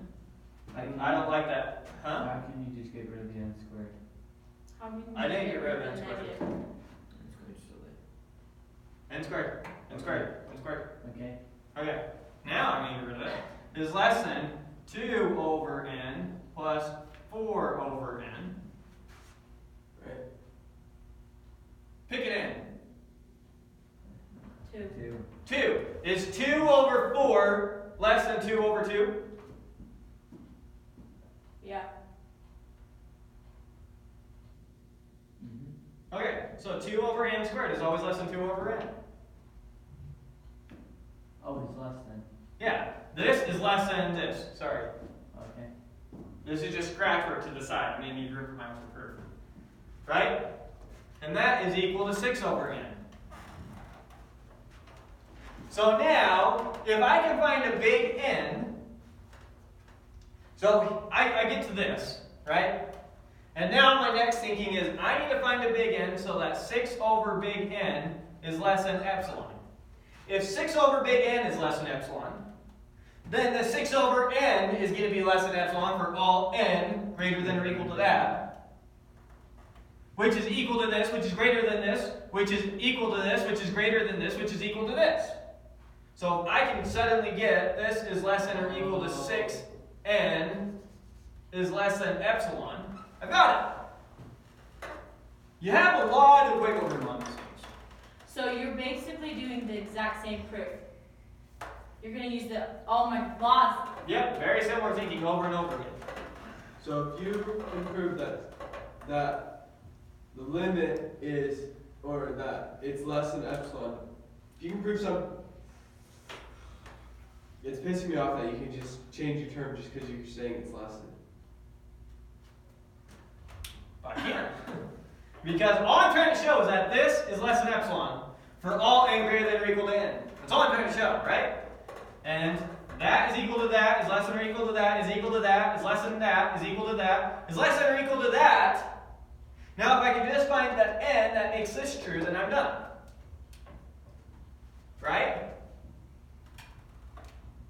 Yeah. And I know that by the Archimedean property, I can find an n such that 1 over n is less than epsilon over 6.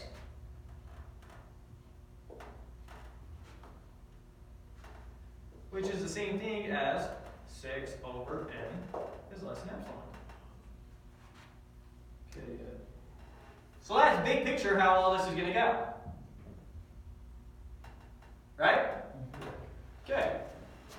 So, 2. Now I have all my scratch work. I can just use it.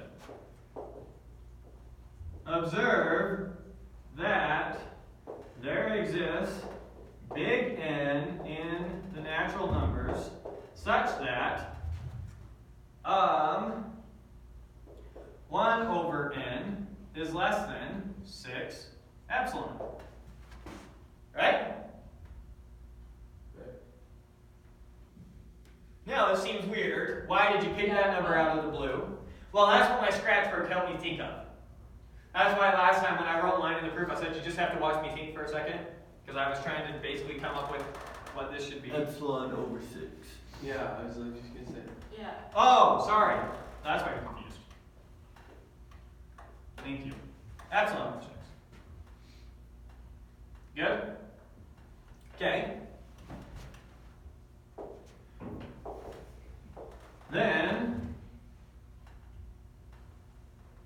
might say, observe that, I don't know, what else might we want to specify? We might want to specify that 6 over n is less than or equal to 6 over n is less than epsilon for all n greater than or equal to n.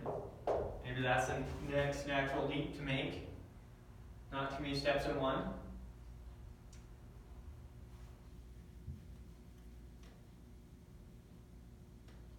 Was that too many steps in one? What? I'm not worried about the steps. I'm worried about what am I thinking as when I go to sit down to do my homework. What am I going to be thinking when I'm trying to prove that limit is something? You're going to start with this type of scratch work. This scratch work, exactly right here, is what you're going to be doing.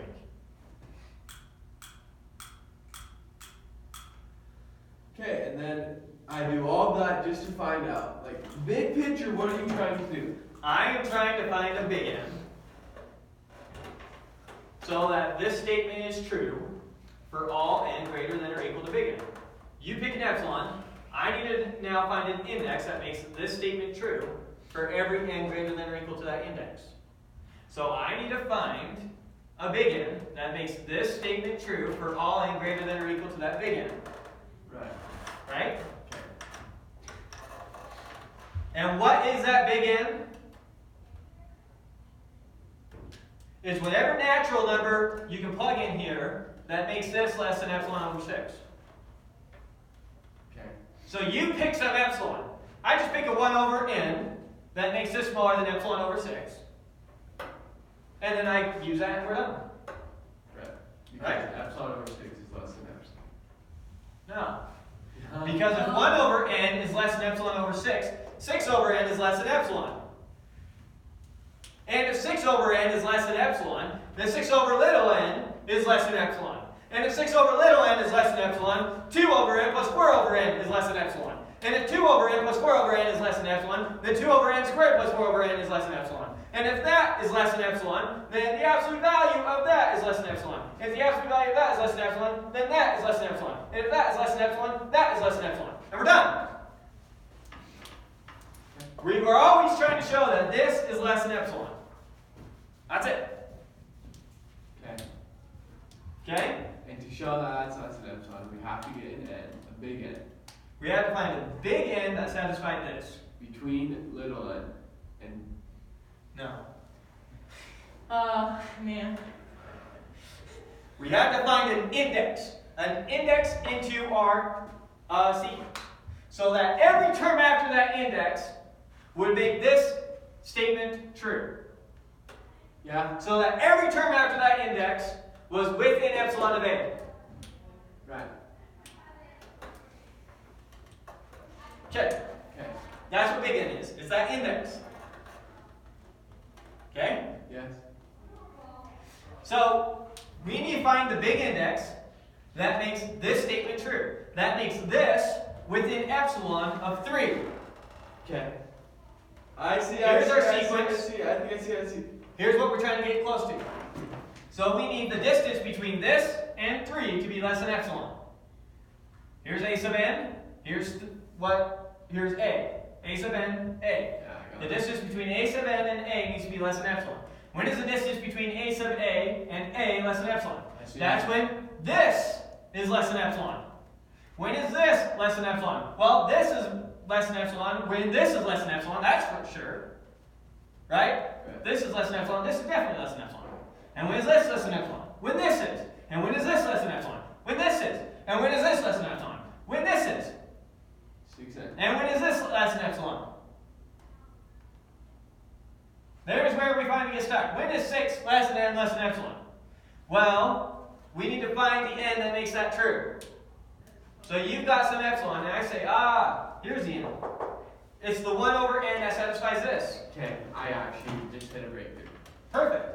So when 1 over n is less than epsilon over 6, 6 over n is less than epsilon.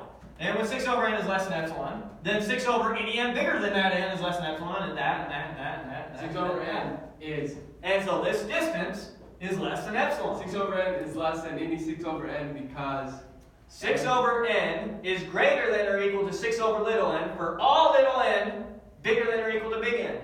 Maybe the fact that we use the little n for the bigger number throws you off.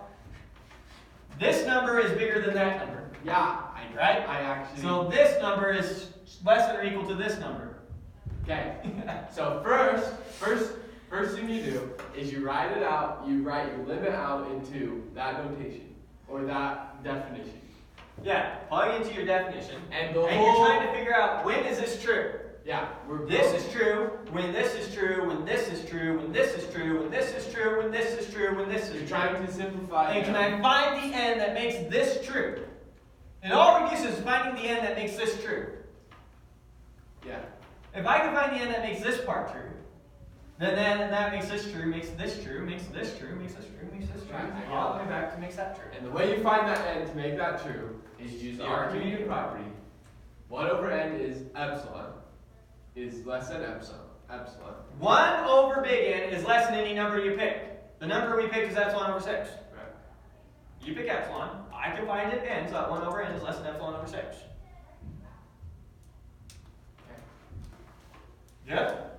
And the reason we need 6 over n, why do we need 6 over n again? Because that's what we got here. When we kept playing with this, we got all the way to that. And we need it to be. And we need this to be less than epsilon. All right.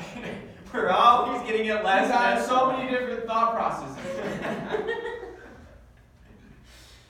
It's dense. It's dense, and until you get used to it, you aren't used to it. And let me tell you right now, this isn't getting easier. Why? Because if you're struggling with this, and when we have to talk about continuity, when we're talking about for every epsilon, there exists a delta, so that when this distance is true, this distance is true. I mean, continuity basically uses a double definition. Right, let's get used to it really good. Yeah, let's get used to it really good. So, when I go to actually prove this, I have this graph to the side.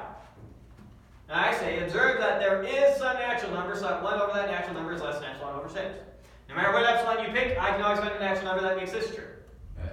And observe that 6 over n is less than 6 over big N for all little n greater than or equal to that big N. Right. Right? Okay. And I know that that's less than epsilon. Multiply both sides by 6. Okay. Whoa. Multiply both sides by 6 gives me this, and then this is obviously true when n is bigger than or equal to n. Maybe I should split this into 2 lines. No, we see it. Is everyone good with this line? Mm-hmm. Okay. So now, I show all my side thinking now. Then, 2 over n squared minus 4n minus, or plus 3 minus 3 is equal to absolute value of 2 over n squared minus 4n is less than or equal to, using the triangle inequality, 2 over n squared plus the absolute value of that is just 4 over n is equal to 2 over n squared plus 4 over n is less than or equal to 2 over n. Did I say less than or equal to? I should have put less than or equal to here. Why can it be equal? If Because n if is n is 1. 1, then it's equal. Otherwise it's less than. So sorry about that. Hopefully I just confused you. So 2 over n squared is less than or equal to 2 over n, and then we can replus our 4n on there, is equal to 6 over n is less than or equal to 6 over big N for all n greater than or equal to n.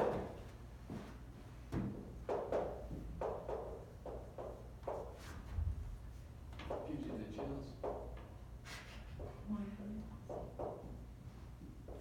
What's your galaxy saying or seeing? Proving is like trying to light up the galaxy.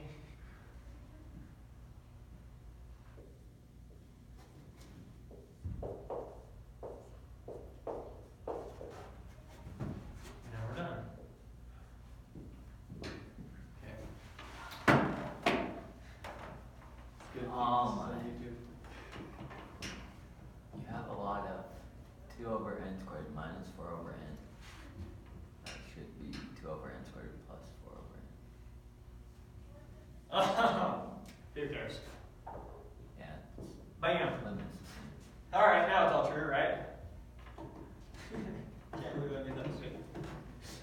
It's good that I did minus, because then that will help you remember to use a triangle inequality here. Okay. Because it's plus, you wouldn't have had to use a triangle inequality.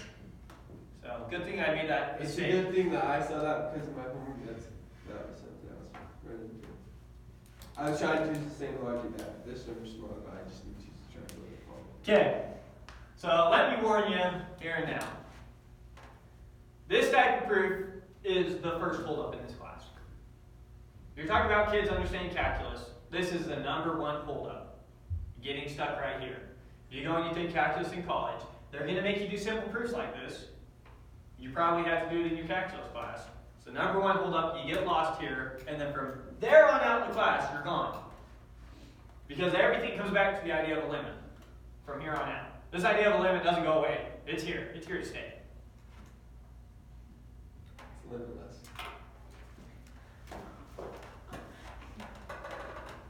Well, it has a limit, and it's 3. That's what we just showed. How about the idea? Okay. So, huge recommendation for you. These exact problems, you go, you get on the video, you watch it. You see me start. You stop the video, you try to prove it yourself. Okay. You're going to get stuck. It's going to happen. You play the video, you watch me do it some. So you want us to prove the ones we've It's a recommendation to you. okay, I'll look at it. I can't recommend this strongly enough because I would bet that what's happening to you guys with your homework is you're sitting down to do your homework and you get stuck. And then what do? We cry. There's no way for you to just suddenly know how to move forward if you get stuck. Right. You need to practice proving. So what you need to do is you need to go watch proofs I did in class and see if you can reproduce those. That's how you get past being stuck on your own problems. You go and you do proofs that are like them. Make sure that you can reproduce the ones that you have me doing right there in class. And then that's how you're going to get your insight and your epiphanies that you need to continue with your homework. Because it's the same ideas that you're going to use. Okay. So I strongly, strongly recommend just seeing if you could go right afterwards, like tonight. See if you can prove this. See where you get stuck. Because you're getting it. It's going to happen. Okay. Good with that? Yeah. So, now we'll do the proof I skipped. So the next proof that we're going to do is we're going to prove that a sequence can only converge to one number. If it converges, it only converges to one number. It can't converge to two numbers. And this should make intuitive sense. Yeah. It can't get really close to two different numbers. Because then you could pick an epsilon that's less than those two numbers, and then it always has to be within epsilon of this one and within epsilon of this one if it converges to two numbers, and it can't do that. Right. So that's the thinking that we're going to use. We're going to say, let's assume that we have some sequence that converges to two different numbers. We're going to pick epsilon so that it's so small that it can't encompass both those numbers, and then show that if it converges to one, it can't converge to the other. But I think that one of the main values in proving this isn't just for that intuitional understanding. You can kind of just understand that intuition. But it's an idea to show how a number doesn't converge. A series doesn't converge to a particular number. All right.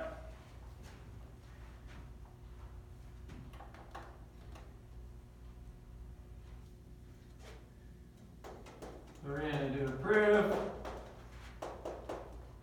if a sub n converges, it only converges to one number.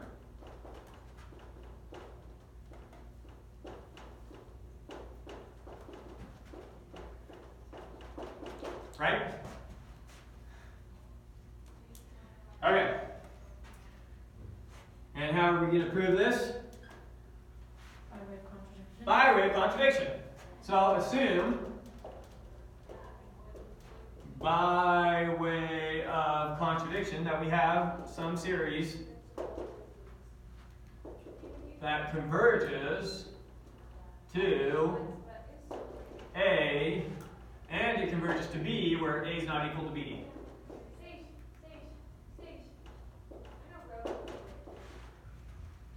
We'll see by way of contradiction that the limit of that equals that and the limit of that equals that, comma, but A is not equal to B. You with me? Yeah. Okay, so remember, if it converges, then for any epsilon I pick, there should, up here. For any epsilon I pick, there should always be a natural number n, such that 1 over n, or sorry, That n is greater than. I'm saying this all sorts of bad. Little n is greater than big N. I'm bad in both ways.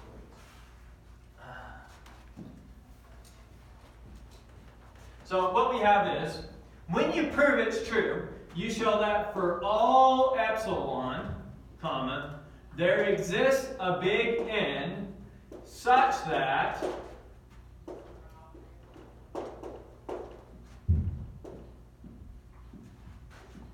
where that is bigger than this, right? Uh-huh. Now remember, we have for all epsilon, there exists N such that some statement about big N. When we do proof by contradiction, you need to understand what the contradiction of this statement is. In other words, I'm trying to help you understand the contradiction of this definition. Okay.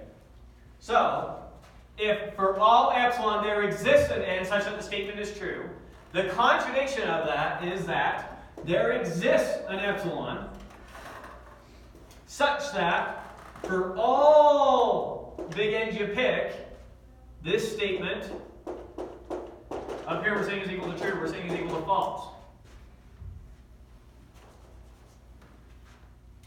So what continuity says is, for all epsilon, there is a natural number such that the statement is true about that natural number. The contradiction of that is, there exists an epsilon such that for all natural numbers, that statement is never true. It's false. That seems easy to prove. Okay, just make sure you see the logic in your head.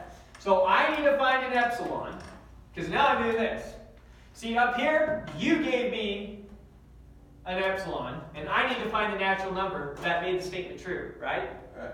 Now I need to say, I need to find an epsilon, so that no matter what natural number you pick, the statement is always false. Right. Does that make sense? That's how we prove by contradiction. So I need to find an epsilon that makes what the statement is always false, no matter what natural number you pick. Okay? Yeah. Okay. So, I used A and A prime in my notes. Doesn't matter. A and B is fine. Okay. 2. Without loss of generality,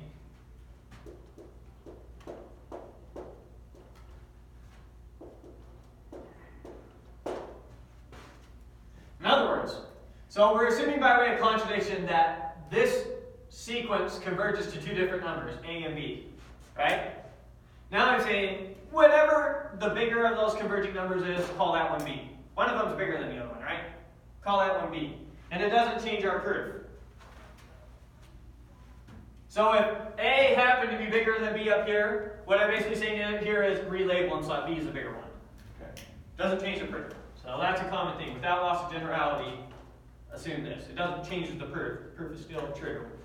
It's just an assumption that we're going to make from here on out that doesn't matter. Right? Right. Okay. A little bit of new notation there.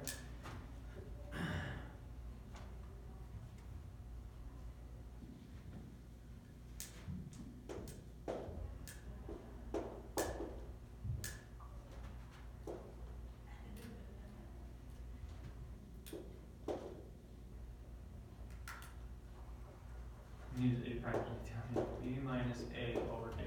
Okay, so now I say pick some epsilon smaller than that. Isn't that just the distance? Wait, that's the minute. This is half the distance between these two things. Okay. B minus A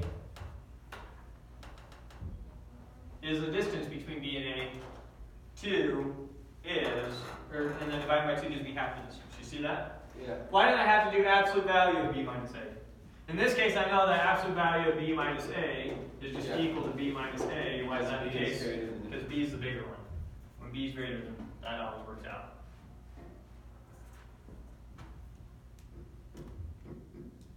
Right? Wait, that's not true. Because what about when you do negative 7 minus 3? Or minus negative 3, right? Doesn't that give you negative 4? That's not positive. 3 is greater than 7. Oh, negative 3 is greater than negative 7. We did it backwards. B is a bigger number. When B is a bigger number, then the absolute value of b minus a is just b minus a. Good? Yeah. Okay. Glad you caught that. A little impressed. Alright, so pick some epsilon smaller than b minus a halves. We're saying for this epsilon, it doesn't matter what natural number you pick, the statement's not going to be true. That's what we got to show. Let epsilon less than that, comma.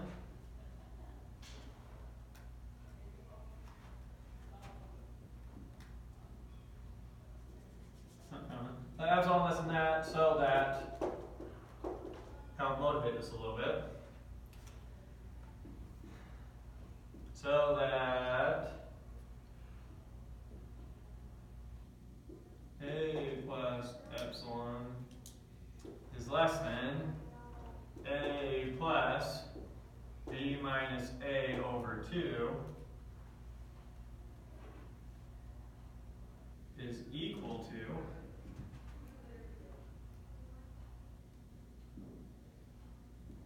a plus b minus a over 2 is equal to minus b minus a over 2 is less than b minus epsilon. Okay, a lot going on in the statement. Let's make sure we understand it all. I really should just use A prime. Okay, so let epsilon be a number smaller than this. Okay, and observe that this is true. A plus epsilon is going to be less than a plus this thing, because epsilon's less than this thing. So from here to here, you see how that's true? Obviously. And then just do some algebra for this one. Notice if we simplify this real quick, how many a halves do I have? I have a over 2 plus b over 2 is what that ends up being.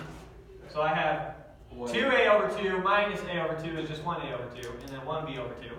Okay. Good? This is that exact same thing.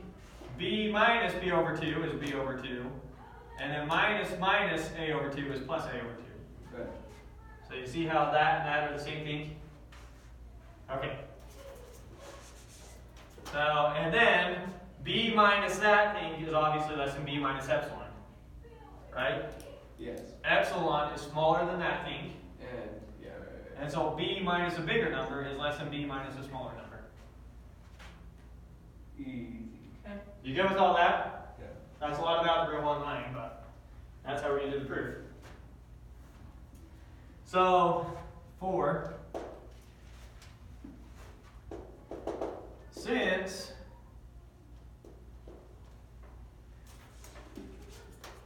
the limit of an is equal to b, well, we'll start with a.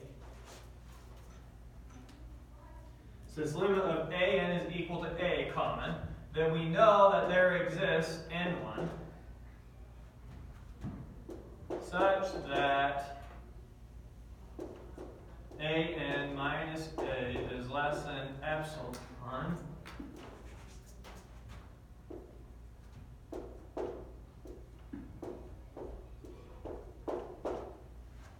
right? That's what it means to converge to a number. Yes. So if the limit of an is equal to a, then that means that there is some natural number, I'm calling it n1 here, such that this is always true for all n greater than or equal to that natural number. And we also have, since the limit of an equals b, then there exists some other natural number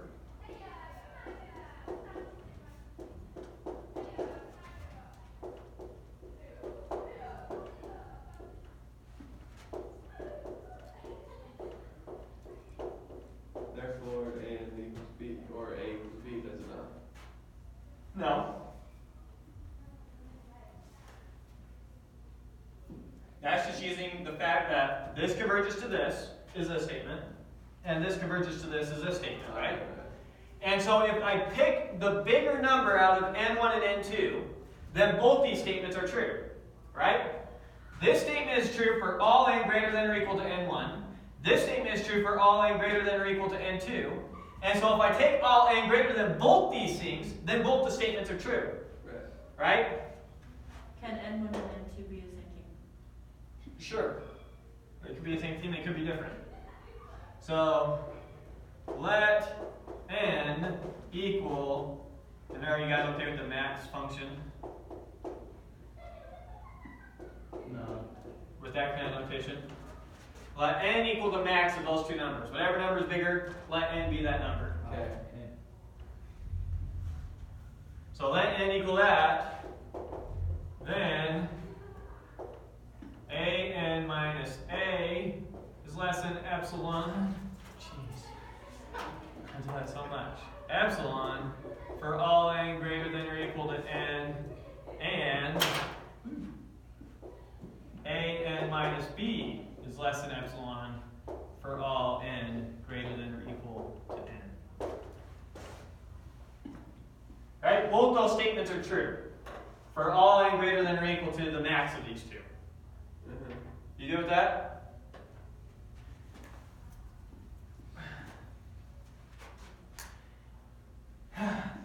Okay. And so, you can take half of the inequality from each of those.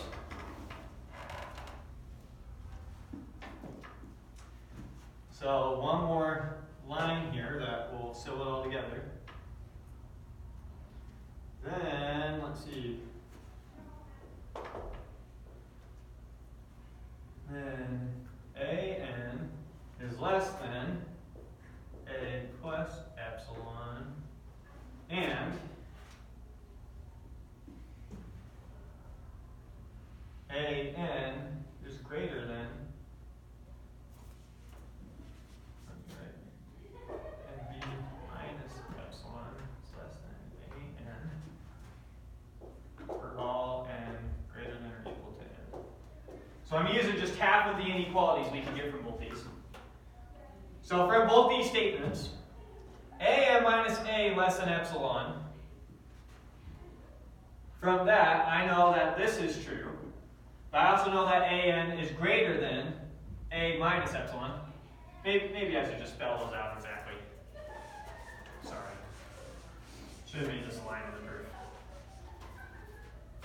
So if I know that an minus a is less than epsilon, then that gives me that negative epsilon is less than an minus a is less than epsilon. So that inequality gives me this, right? Right. And then plus a. And so I get a minus epsilon is less than an is less than Epsilon plus. a plus epsilon. Okay? So this is the same as this is the same as this. And I'm just writing half the inequality there. I'm taking this half of the inequality here. And then when you plug in b's, I'm taking this half when we do the b's. You understand how this is true and this is true? Yeah. Okay. And then now what are we going to do? Combine. Yeah. A epsilon A. is less than. Then a sub n is less than what? A plus epsilon is less than what? A plus b over a over 2. Yeah, to just skip core to the Which end. is equal to b. Which is less than b minus epsilon, which is less than what? An. An. An can't be less than an. So let's get a picture of what we just did. That What the heck? That was actually really cool. That was the first time actually I read that. Well, I was just doing it different way.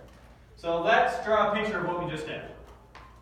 So we said let's pretend that we have a sequence that converges to A and it converges to B. And remember we said label and select B is the bigger of the two. Right? Then we said pick some epsilon so that it's less than half the distance between these. Right? So we'll say our epsilon is equal to this distance, whatever that distance is. Good? So b plus epsilon is right here. B minus epsilon is right here. A plus epsilon is right here. And A minus epsilon is right here. Good with all those? Okay. So remember, if a number converges, if a series converges, sequence, sorry. If a sequence converges to A, then we can find an epsilon so that A sub n is always within epsilon of A. And if the sequence converges to B, we can find an epsilon so that A sub n is always within epsilon of B. So we had A sub n has to be in this interval, and we had A sub n has to be in this interval. Right? And we said if A sub n is in this interval, it's less than A plus epsilon, is less than B minus epsilon, and A sub n has to be greater than B minus epsilon. So that's where that came from. So this statement right here is saying it has to be in this interval. This statement right here is saying A sub n, this statement right here is saying A sub n has to be in this interval. Right. And then we already demonstrated these inequalities. I mean, the last thing that I could mark on here is this midpoint. And this midpoint right here is B minus A over 2. Which epsilon is less? Right? So I said A sub n is less than A plus epsilon is less than B minus A over 2. Did some algebra. Not that. That's not B minus A over 2. That's B minus That's A over 2. B plus A over 2. So that is less than B plus A over 2 is less than B minus epsilon is less than A sub n. Wasn't short to prove. So there's the number line. There was the logic I had backing it. And then of course we went through all that. And if you're wondering where did you use B plus A over 2, that's what this is. This is B plus A over 2, this is B plus A over 2. Right? So I showed A plus epsilon is less than B plus A over 2 is less than B minus epsilon. So I showed this is less than this is less than this. And then I showed that A sub n is less than A plus epsilon, and A sub n is greater than B minus epsilon here. You get with all that? There's our contradiction. And then therefore A sub n can't converge to two numbers. It's a good logic there. Is it really almost noon? Jeez. Seeing it was almost 11. Ah! We are not getting through this material. Yeah, what are we gonna do? Yeah, because I still got to do the comparison lemma, prove that the sum of the limits is the limit of the sum. Let's just say it's a given. No, that's completely missing the point of what we're doing. Wow. Alright. So I'm not going to prove that negative 1 to the n doesn't converge. Sorry. That what? Negative 1 to the n Because it just doesn't hops. converge. It just hops. Because it goes back and forth.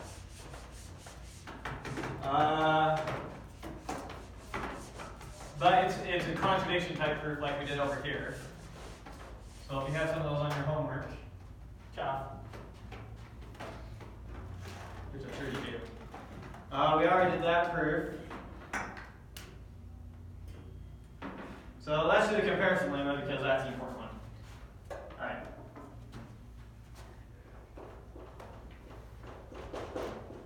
Proof. If the limit, by the way, just so that I don't confuse you when I actually write this down the road, I might sometimes write like this, the limit as n goes to infinity of a sub n. It's what this gets closer and closer to as we plug in bigger and bigger numbers. Don't be confused by that notation, it's still the same thing. We just, when we're talking about sequences, we're always going to infinity, so we just write limit.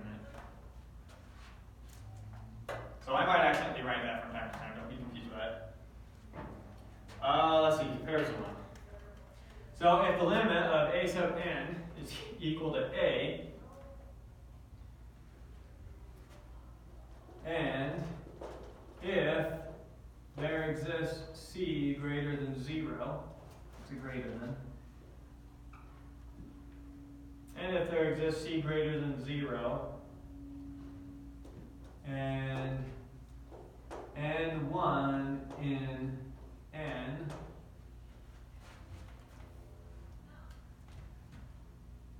such that bn minus b is less than or equal to c times an minus a for all n greater than or equal to n1,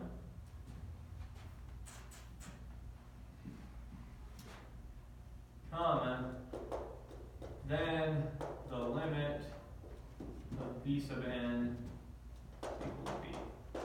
Okay, so let's get intuition for what we're saying here. What we're saying here is, let's say that you already have some sequence that you know converges to A. Okay? Okay. And I know that for this other sequence, the distance between these two terms is always less than or equal to the distance between these two terms times a constant.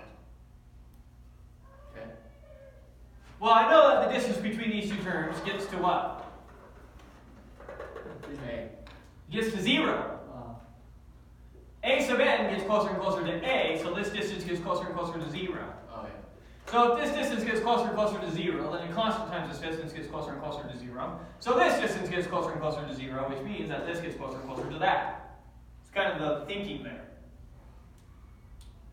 So there's your intuition. Hopefully that helps. So I'm saying, if I know that this converges here, and I can show that this is always the case, then this one also converges to this. Does that make sense? Yeah. So now let's just read through exactly what it says. So if the limit of a sub n equals a, and if there is some positive number c, so that this is less than or equal to c times this, for all n greater than or equal to that natural number, then the limit of b sub n equals b. Okay? Very useful little limit. So, let's prove it. 1, let epsilon greater than 0. Same thing as always. We're showing that this converges. So I need to show that this is always less than epsilon for some natural number, knowing what that proof gives me.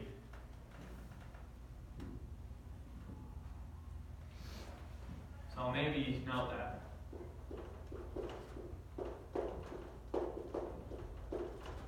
And note that we need to find an n in the natural numbers, such that b sub n minus b is less than epsilon for all n greater than or equal to that n. That's what we're trying to show. Don't lose track of what we're trying to show. We're trying to show that this converges to this. We're trying to show that this is less than epsilon for some big n in the natural numbers, where all n are bigger than that big n. And notice that in our proof we gave this n an n1 subscript. This is not the same thing as this. Okay? Okay. All right.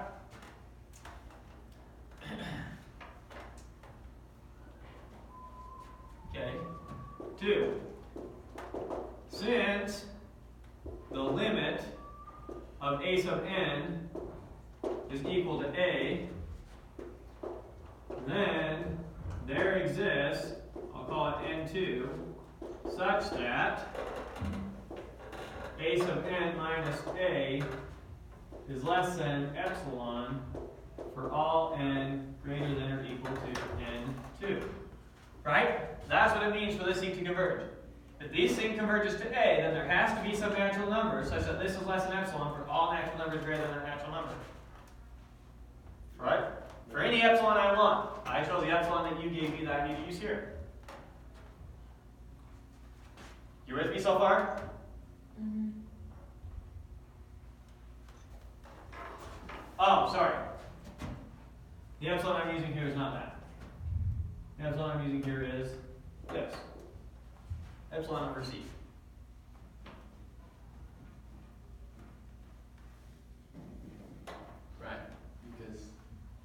Yeah, because when I substitute it in and multiply it by c, then we get that. Right?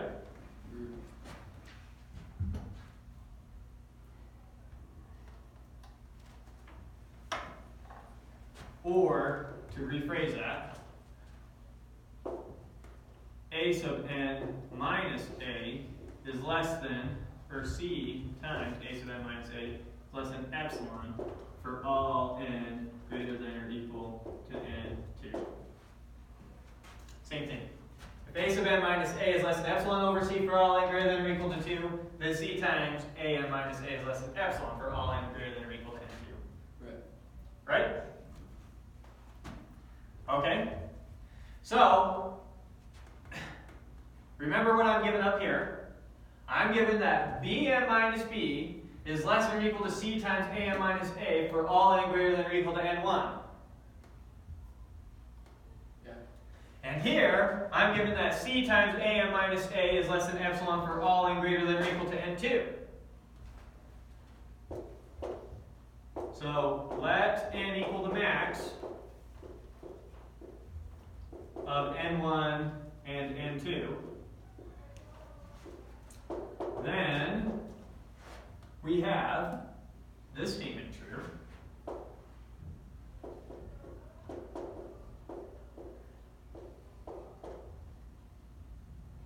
Less than or equal. Oh, thank you. Then that and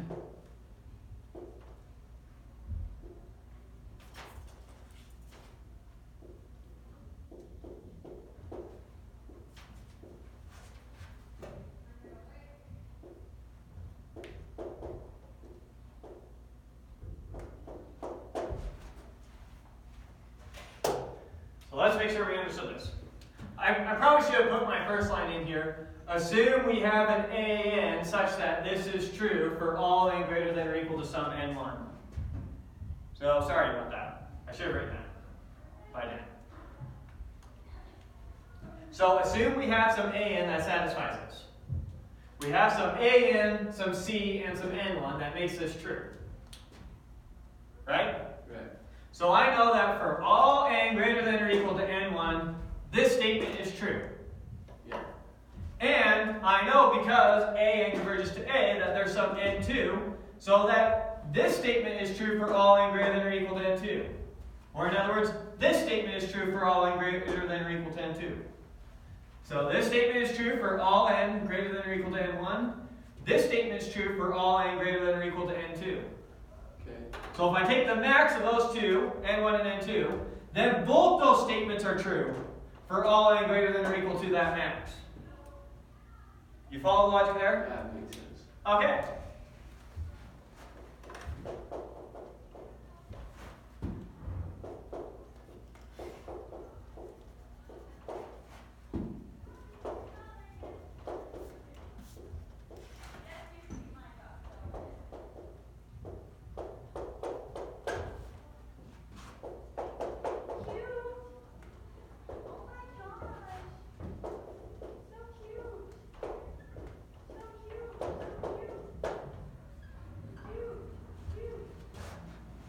So we just proved that you can prove.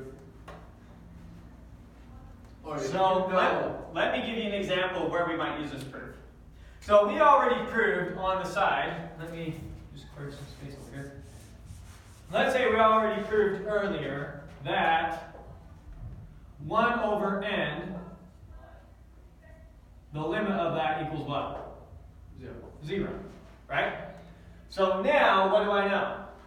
Well, look at this. I know that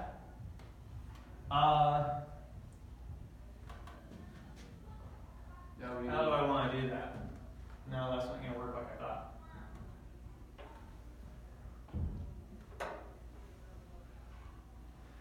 Let's go back to this one. This one will show up. Oh. Sorry. I want that to be a number, basically. So when we did this one, we found out that that equals 1, right? So now I know that 1 over n plus 1 is less than or equal to 6 times 1 over, what do I want to do? 6n plus 1 6, maybe something like that, something that's just equal.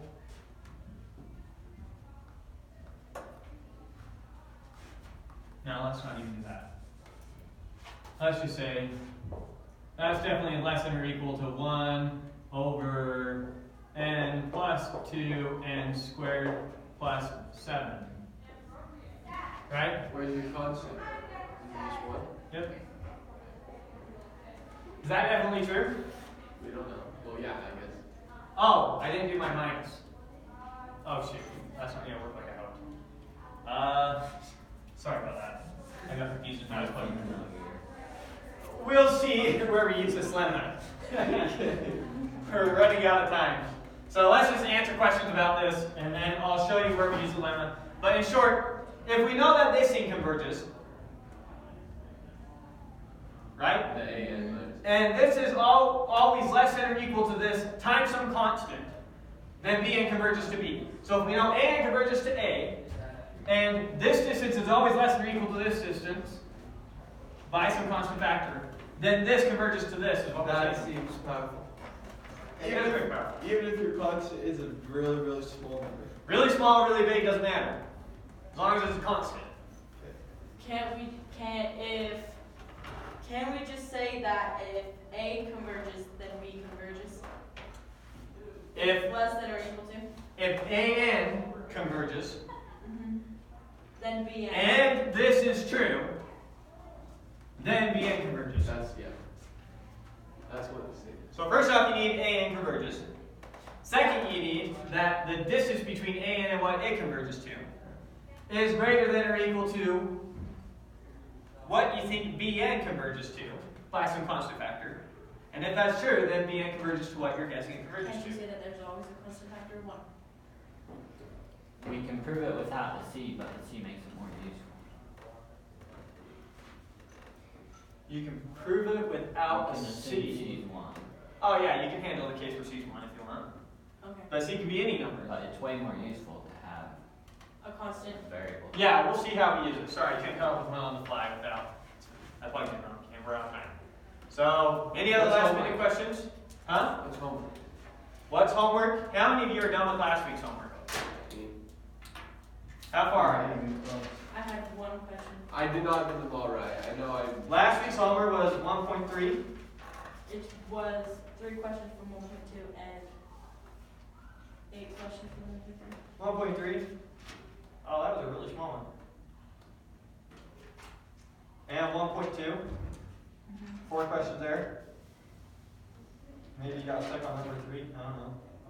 Yeah, I didn't do number 2. Wait, what did you? Of what? No, One- prove a two. non-empty set of real No. numbers S bounded from below contains. No, You think of 1.2 that. was 5 to 8. You know. 5, 7, 5, 6, 7. Oh yeah, I remember now. I said I skipped those on accident. That's why I don't remember them. So I said I hope I can help you. And I forgot to go do those. Shoot. Let's just read a homework. Yeah, read your homework. Make sure you understand it. Work together on it. I'll be here after class or after school to help you with it. Let's get caught up. Let's make sure you understand everything. And honestly, it would help you guys so much for homework that you've already done. Go see if you can reproduce the proof without looking at it. I mean, that's the way that you're going to get better at proving. Without looking at anything, see if you can go reproduce the proof. Some proof that you understood in your head in the past, see if you can go reproduce it. That's how you get better at proving. That's the only way to do it. Okay. I don't know of another way. You think you understand it, you're able to prove it once. Can you prove it a week later, though? Or were you relying on something you memorized rather than something you really understood? 'Cause that's where you get in trouble. And it's hard to know what you're doing. Whether you just remembered how I did that so you were able to do it, or you understood how I did that so you were able to do it. We aren't doing homework pertaining to this. You can start on it if you want. I want to try to do So get your past homework done. Let's get caught up. Let's make sure that we're understanding everything. I mean, let's understand everything. There's no reason that we can't understand everything. There's no reason. So I can help you. And like I said, it's way, way better to slowly move through the material and understand everything. Like I said, in calculus classes, this is where they get lost. This is chapter 1 stuff, maybe chapter 2, I don't know. From there on out, they're lost. It's because they don't understand it. And there's a reason they don't. It's dense. There's a lot. There's a lot going on. So let's understand everything. So I'll be here after school. Let's get caught up on homework. And I don't know, go from there. So obviously you can start on the homework if you want. I'm happy to help you with it if you want to start on it.